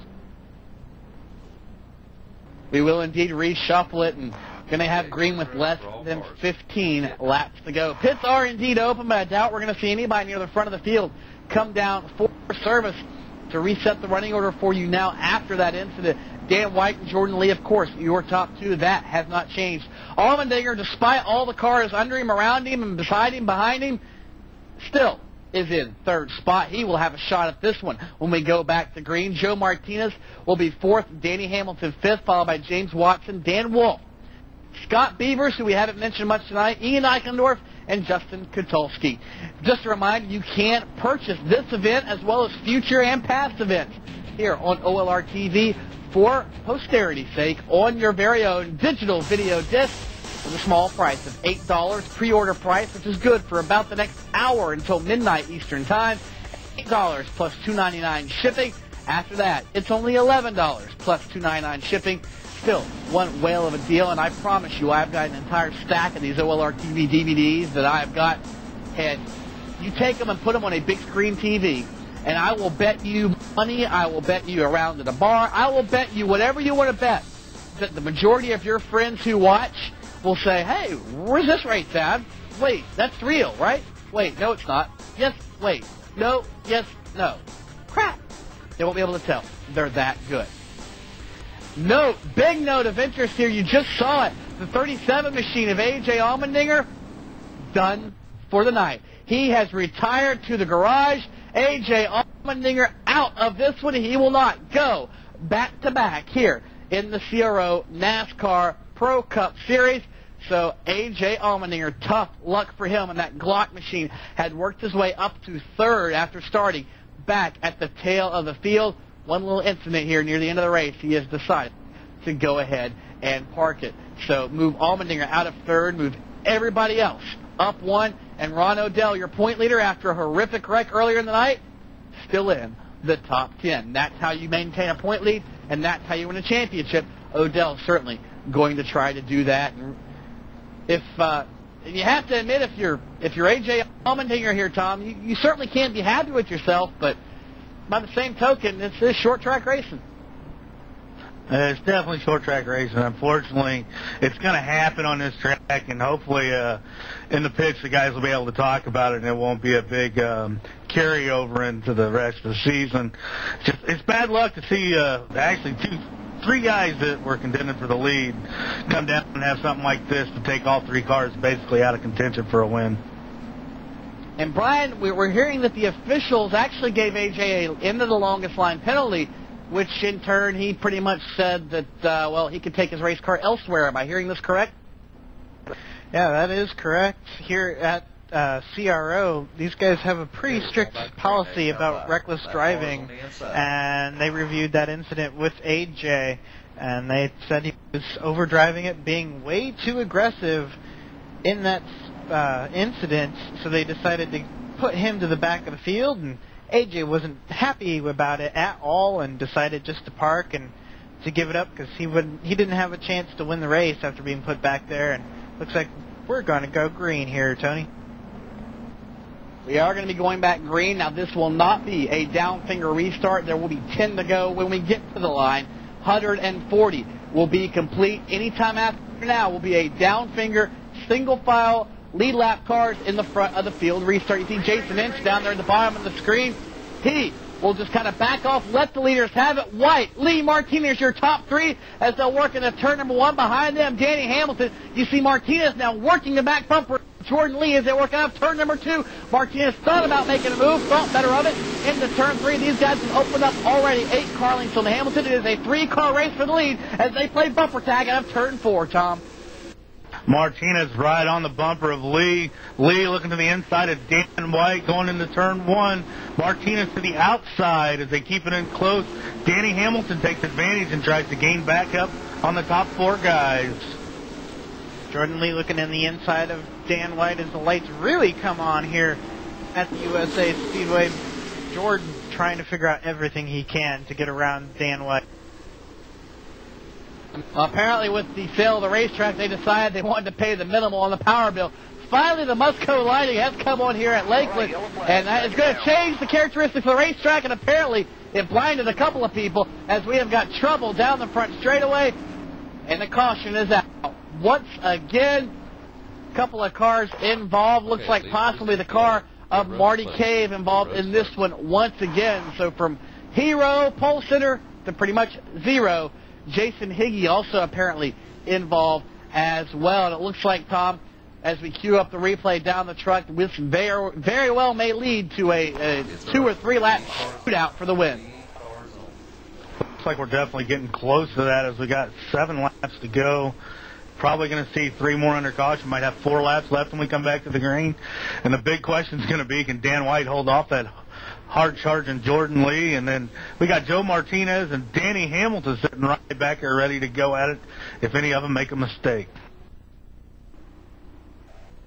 And, Matt, you've got the replay for us down the truck to show us just what happened here to bring us down to this shootout. Yeah, it was a multi-car incident off turn number 4, the 1 and the 84. It looks like they tried to go 3 wide off the corner there, and they just all got together, and that's where trouble came about. And one car going to go to the back again, so tough break for your, I think Marty was pole sitter, wasn't he not? He was indeed your pole sitter, Matt. So again, as we said, it goes from hero to 0. tough break for the one machine of Marty Cave. Again, pits are open for pretty much everybody who wants to pit, but I doubt we'll see very many takers except for those back in the field. Everybody pretty much set with what they have got at this point. Again, Dan White, your leader with Jordan Lee, Joe Martinez, Danny Hamilton, and give a call to Dan Wolf. He's been up and down the standings. He right now in 5th. I have to say I'm very proud of Dan. Runs in my league, the Hooters Pro Cup Online Racing Series, bunch of short track specialists. Well, he has certainly proven why we are the best of the best at short tracks. Worked his way up to 5th after a long night already here in Lakeland for that left-hand brewing Chevrolet out of Sparks, Nevada. Tom, you got 5 to go right now. It looks like we're going to see the green in a couple of laps. You are Dan White. You're Jordan Lee. You're Joe Martinez. What do you do on this restart? If I'm Dan White, I want to get off as smooth as possible and get away from Jordan Lee. I don't want Jordan Lee anywhere near my bumper. If I'm Joe Martinez, I want Jordan Lee on Dan White's bumper. Getting my Dans mixed up again because I figured Jordan Lee, Dan White going at it hard. They wrecked. I'm Joe Martinez. I'm sitting in the catbird to take first because 2 guys raced hard and they took each other out. Otherwise, it could be a struggle for Joe to improve, and even Danny Hamilton to improve his spot as well. You mentioned all the names, but there we got Dan, Jordan, Joe, Danny, and Dan. That's a mouthful. Brian, what is the radio traffic down in the pit lane at this point? Are any of these guys possibly divulging their strategy, or for the most part, the airwaves quiet? Everybody is tight-lipped down here. You can cut the tension with a knife. All these crew chiefs don't want to talk to me at all. Every time I walk by them, they're like, go away. We don't want to talk to you. We want to focus on what our driver's doing. They're coaching their drivers down there to tell them, be patient, glue that car to that yellow line, and don't worry if somebody's trying to use that bumper to move them. Just do everything they can to stay on that yellow line. And I'm sure it's exactly what they're going to do. The problem is you get a bumper shoved up under your rear bumper, and you can only do so much when the back tires are off the ground. Did not get one to go that time by. It looks like the officials finally want to make sure this track is going to be clean.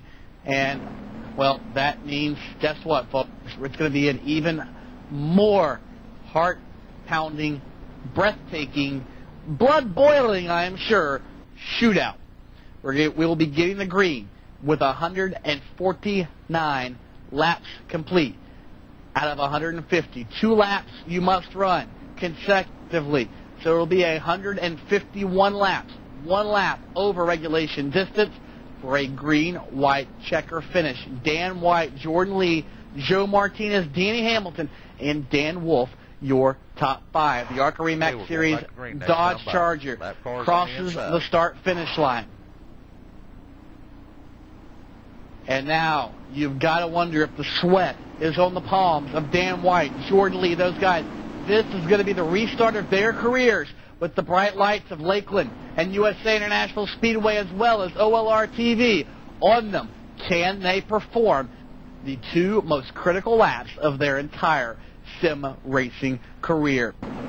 You see Lee trying to pace up with the pace car and possibly play a little bit of restart game. Going to see what he can do and get the jump, which is all imperative to a good finish. Brings him down very, very slow. Jordan Lee, Dan White. White now matches the gas, opens up 2 car leagues.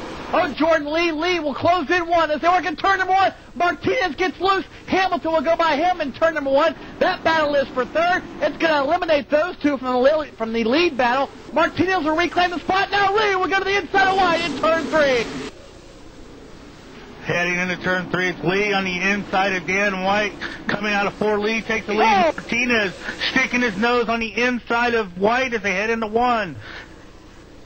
White flag is in the air. Jordan Lee is your leader. Dan White in 2nd. White is going to try one more time off of turn number 2. He closes to within a car length of Jordan Lee. Now will dive into turn number 3. One final hurrah. He gets in the Lee's back bumper, but White will slide up the racetrack. Lee will open up 2 car lengths, and Jordan Lee, he will win the Dave Coffin Motorsports 150 here at USA International Speedway in Lakeland, Florida.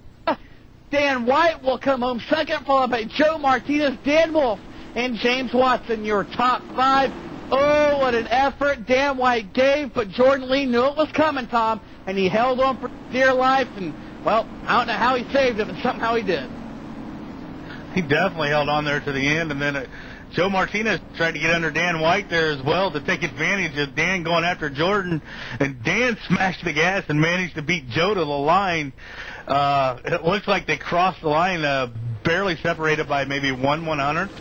Awesome finish to a great race here at the USA International Speedway in Lakeland, Florida, to see Jordan Lee take the victory in the Dave Coffin Motorsports 150. Official margin of victory, 38/100ths of a second. Jordan Lee over Dan White. And of course, you have to give a call to Joe Martinez, Dan Wolf, and James Watson there as well. Unfortunately, Danny Hamilton, whose teammate won the race, he finished 6th. He now comes up to give a little bit of a congratulatory high five to his teammate here in Victory Lane at Lakeland. And unlike a lot of tracks anymore, it is here on the front straightaway. Those two will exchange pleasantries, and Hamilton will drive away back to the attention of his crew. But Jordan Lee, the Red Bull Toyota, no, not the 83, not the 84, the 14, will be victorious here on OLR TV. We will talk to him as he burns them down. He, Dan White, and Joe Martinez. We come back from break. Don't go anywhere. The OLR TV post-race show is still to come. We'll be right back.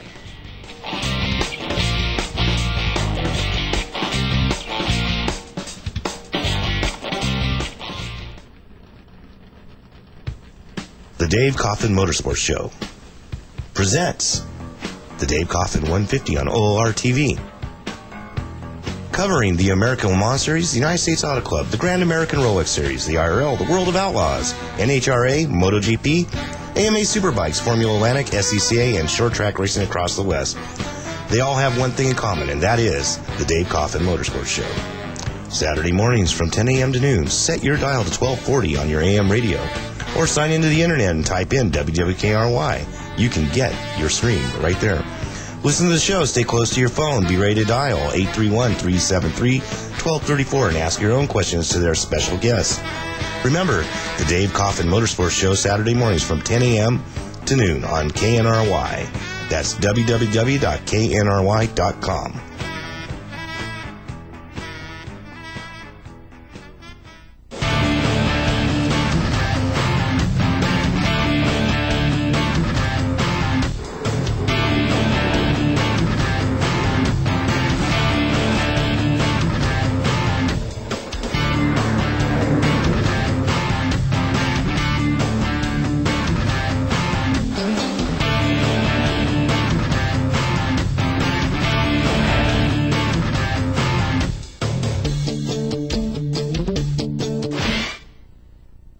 Tired of playing games? You want to live competition? Well, the all-new OnlineRacing.com brings you the absolute best of sim racing.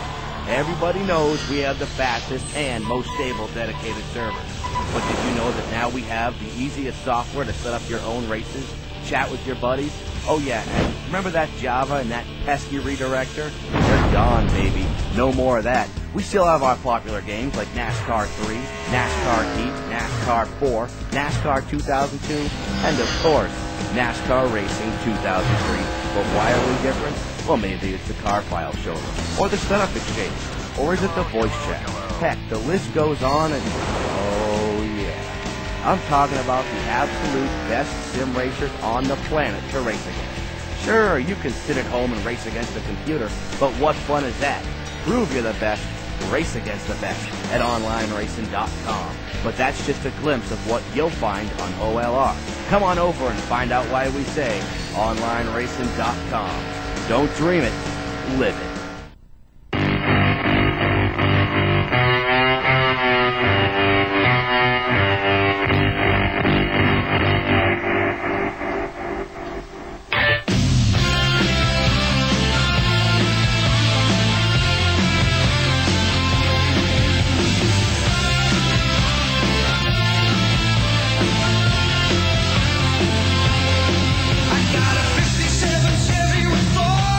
CRO Racing League's home of the CRO Pro Cup Series, racing every Monday and Tuesday night. On Mondays, you have the CRO Sportsman's, and on Tuesdays, you have the CRO Pro Cup Series. Full hardcore racing, force cockpit, no driver aids, big setups every Monday and Tuesday nights. If you'd like to give hardcore racing a try, drop on by www.calrace.com. That is CRO Racing Leagues, www.calrace.com.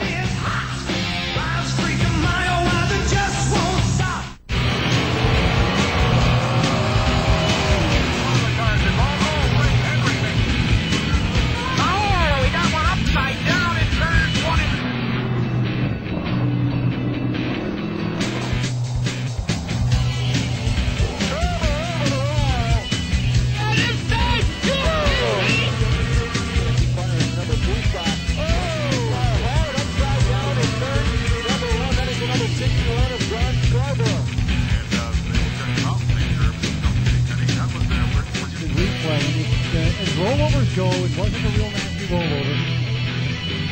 We got that on the video. We're going to be able to see it, but the recording is NASCAR Hot Pass, only on DirecTV, puts you behind the wheel. Select any featured driver to get dedicated video feeds, real-time stats, and live team audio. You think the Knight's going to pit? He has to. Only NASCAR Hot Pass lets you experience all the heart-stopping action from the best seat in the house. This season, don't just watch NASCAR, bring it home. NASCAR Hot Pass, exclusively on DirecTV. Now available in high definition.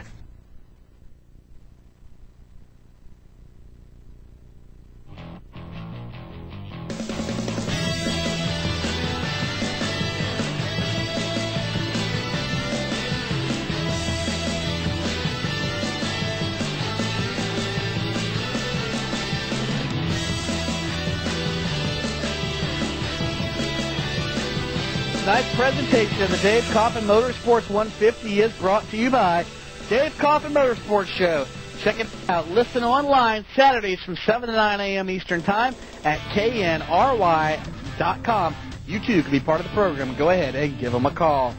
CRO Racing Leagues at calrace.com, calrace.com. You too can be part of the action that you have seen tonight on OLR TV. The Sim Factory at thesimfactory.com and Arca Sim Racing.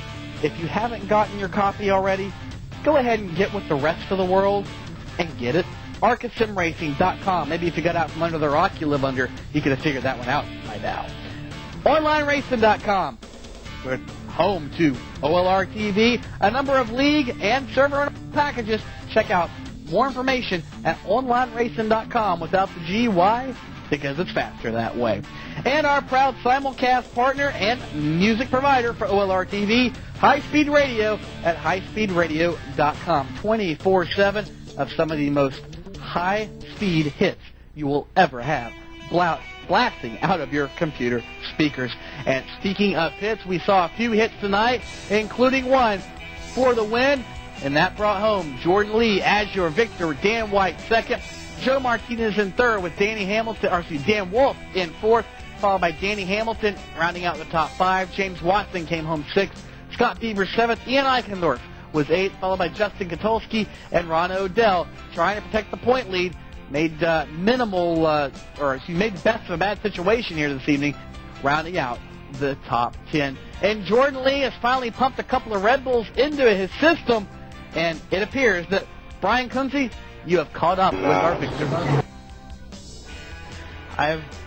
I'm down here on pit road with Jordan Lee, and Red Bull is flying everywhere. The crew is absolutely going ballistic.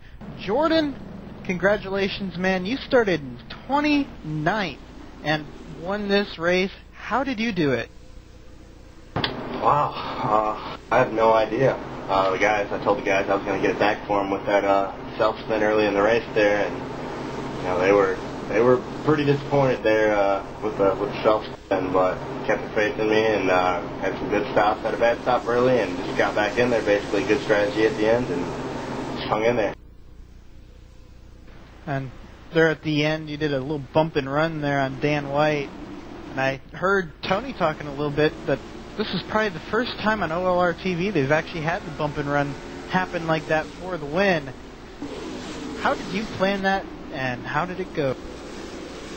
I knew Dan. I've known Dan for about a year and a half now, and he's always been really, really good with tight setups. Him and Hamilton especially, really good with tight setups, and they've been trying to teach me to drive them, but I don't know what's going on. So I knew my only shot was to try to get him out of the corner, try to dominate in the middle as much as I could, and I just went my way. He got a little bit of wheel spin on the way out, and that was all she wrote. Well, Jordan, congratulations. Is there anybody out there, any sponsors, anybody that you'd like to thank to get you here in Victory Lane tonight? Yeah, I'd like to give a shout out to Almendinger there. I told him I'd give him one on the radio show next Saturday. So shout out to 84 there, and booyah, all up in your grill. And that's about that. All right. Well, there you have it, folks. There was tonight's winner, Jordan Lee, and I'm going to throw it down to Tony with our second-place finisher. Have caught up with Dan White, who was your late race leader, but unfortunately, Dan, looks like that restart was not what you wanted, and Jordan may have gotten a little bit of a bump or two out of turn number 2 and got beside you and completed the pass in turn 3. You certainly tried to get him back, used your own little piece of steel up there in turn 3, but it looks like you caught him at the wrong time and just about took yourself out. Yeah, that was, well, first off, I'd like to say thank you to the Dave Coffin Motorsports Show for sponsoring this race. And second, I'd like to say that I'm proud to drive the U.S. Marines car. I do that for support of our troops overseas, and I'm very proud to drive that car. But, yeah, on that last restart, you know, I spun the tires a little bit when I got back on the throttle exiting turn 2, and Jordan, he just put it in there perfect. He knew what he had to do, and you know, he made the perfect line and come off full throttle, and there was nothing I could do. I mean, he was just a blast from the past coming up the inside of me, and you know, I tried to get him back, but you know, there was run out of space between the two of us, so all's good. Well, certainly a thank you not only to you for running the scheme to honor our troops, but also a big, big thank you to all of our troops serving domestically as well as internationally, protecting our freedoms every single day, whether we do realize it or not. A big thank you to all of those troops. And again, Dan, you got a piece of Jordan there in the last corner as we watch it here on OLR TV. Was that something you were trying to do? Again, it looked like you caught him at the wrong point, and your car actually lost the nose and slid up the racetrack, and you almost lost third. Yeah, no, that wasn't what I was intending to do. I thought he was going to drive it in deep again, you know, just to make it difficult for me to try and make a pass, and he didn't, and I just figured I would overshoot my braking point a little bit just to, you know, try and dive into the corner hard and cut it and get back on the throttle, but I didn't want to touch him, and you know, when I did, I was looking and I'm saying, God, no, I don't want him to spin. Don't spin. I don't want it this way. This isn't the way, you know, I want it to be. So yeah, Joe almost got me for second, but coming exiting off of that corner off turn 4, he spun the tires and lost a lot of momentum, and I had the grip, and that's what saved second for me. But Joe ran a heck of a race. Well, before we let you go, Dan, and celebrate your second place finish here on OLR TV, talk to us real quick. Maybe give a shout-out to any friends, sponsors, family, anybody out there maybe watching an OLR TV's Peeptropolis you'd like to say hi to. Well, first off, I'd like to thank all the people watching this race. You know, this is a typical short track race where, you know, you're going to have a lot of banging and bumping and you know, yellows. You know, that's a fact of short track racing, and you know, but it's a lot of fun, and I wish we could have put on a lot better show with more long green runs, but you know, that's the way it goes sometimes, you know. It certainly is. Short tracking is short tracking, and I'm telling you, being a short tracker myself, by far the best type of racing anywhere in the world. That speedway stuff gets a little boring from time to time.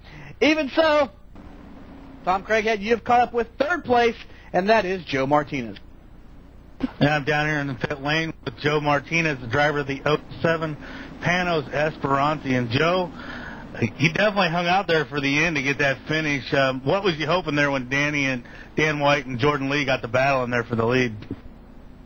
I was thinking Danny had a little bit older tires than both Jordan and I was hoping that Jordan would get into Danny and they would light him up and get all sideways, and I'd be able to pull off the miracle pass. But Danny pushed up, Jordan went down low. He actually made a pretty good clean pass there. And when we got down into the next corner, Dan went up high, and I got underneath him, but I just couldn't keep the tires on the ground. And yeah, so that's kind of where it stopped. But I'll take third place isn't bad. Got to say thank you to my team, which is Panos Auto Racing, and all the guys who are driving the Panos cars, and it's good to get this car up there. And thanks to Megavision, one of my sponsors, and Clown Racing, another one of my sponsors. But it was a good event. I enjoyed it. I sure like these short tracks, and it beats Daytona any day. It's definitely fun watching you guys out there on the track and battling. I noticed midway there you were out in the lead, and we were kind of guessing, trying to figure out what the strategies were going. How was your tire wear out on the track for you for your long runs? It's pretty good. I thought I was better than I actually was. We were, trying to save them. Then I got up there in the front. It's like, well, I'm going to run away and hide, and that was probably not the thing to do because that hurt me. But we made a good pit stop, really good pit stop there on the next yellow, and got back out in fifth, and things just kind of worked our way at that point. So, we got down there with like 10 to go, and I'm like, this could happen. And it just came a little short. But again, considering I started 32nd, I'll take it. You definitely come up through the field, and you got any other sponsors and people that put you out here on the track tonight that you'd like to give a thanks to? And congratulations once again on your third place finish, Joe. Well, thank you, Tom. I'd like to thank L&J Photography, but most of all, I'd like to thank the people who put this race on. Motorsports, the Dave Coffin Motorsports Show, Tony Karos, and those guys.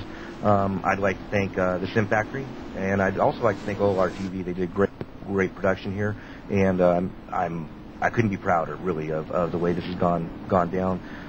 Too bad the race was a little bit dirty, but you know what? We'll have another shot at it at some point in the future, and they're not all going to be. But thanks to everybody, and see you all next time around. There you have it, folks. Your third place finisher in the 07, Joe Martinez. Tony? Thanks, Tom, and again, congratulations to our top three finishers. Sitting here thinking about, just for a moment again, how we are at USA International Speedway, and sadly enough, as we enjoy a race here with these ARCA Remax Series stock cars, how we'll never see another stock car or any type of race car ever turn a lap at USA Speedway again, and it's kind of sad. Of course, another classic racetrack lost to, somebody else's business interest. From a business decision or a business standpoint, probably made financial sense, but to those of us who are racers and had been there, the place has a little bit of a special place in our heart. Myself, I'd been there for the ARCA Remax Series race. I'd been involved in the Hooters Pro Cup Series for a number of years. Of course, this pretty much the home track for the Hooters Pro Cup Series, no longer. And, of course, this year went to Speed Fest in 2008. Back in January, we ended up running 8th with Perry Brown. Didn't have the greatest car, but certainly had a great time and ran well, nonetheless. Then ran with the ASA Southeast, my final time there. And, to be honest, ran like crap. But every time, the fans, the drivers, everybody loves USA and the whole area. It's going to be very sad, and we're going to miss it, but it's going to live on here in ARCA Sim Racing. And I'm certainly sure it's going to hold a special place for everybody here and all those who do take home that ARCA Sim Racing title. Want to promo some upcoming events real quick for you. Again, next week, DNP Championship Series Week here on OLR TV, 9:30 p.m. Eastern Time, every single night, pretty much. Monday, Tuesday, and Thursday. Candale Jr. win his first Pro Series Championship on Monday night. He trails Ray Alfala by less than 50 markers heading into, you guessed it, Talladega Superspeedway. Tuesday night, the Butt Kicker Sportsman Series. Josh Berry will try to wrap up his first season title in the DMP Sportsman Series, and the NRT Servers Division, they too settle their championship battle on Thursday night. One of their few rare appearances live on OLR TV. They will finally get to share the spotlight with the top two divisions for once. A big thank you to our crew here this evening. Of course, Matt Thomas in the truck pushing all the buttons. Tom Craighead beside me, as well as Brian Coombsey, making things happen here in the booth, as well as down on the pit lane. And, of course, all the people back at OLR and the CRO NASCAR Series that make this happen. In flattery and imitation and everything else to my colleague Darryl Morley, keep the shiny side up, the rubber side down, and always, always, always keep that hammer down. We'll see you next time, next Monday, right here on OLR TV.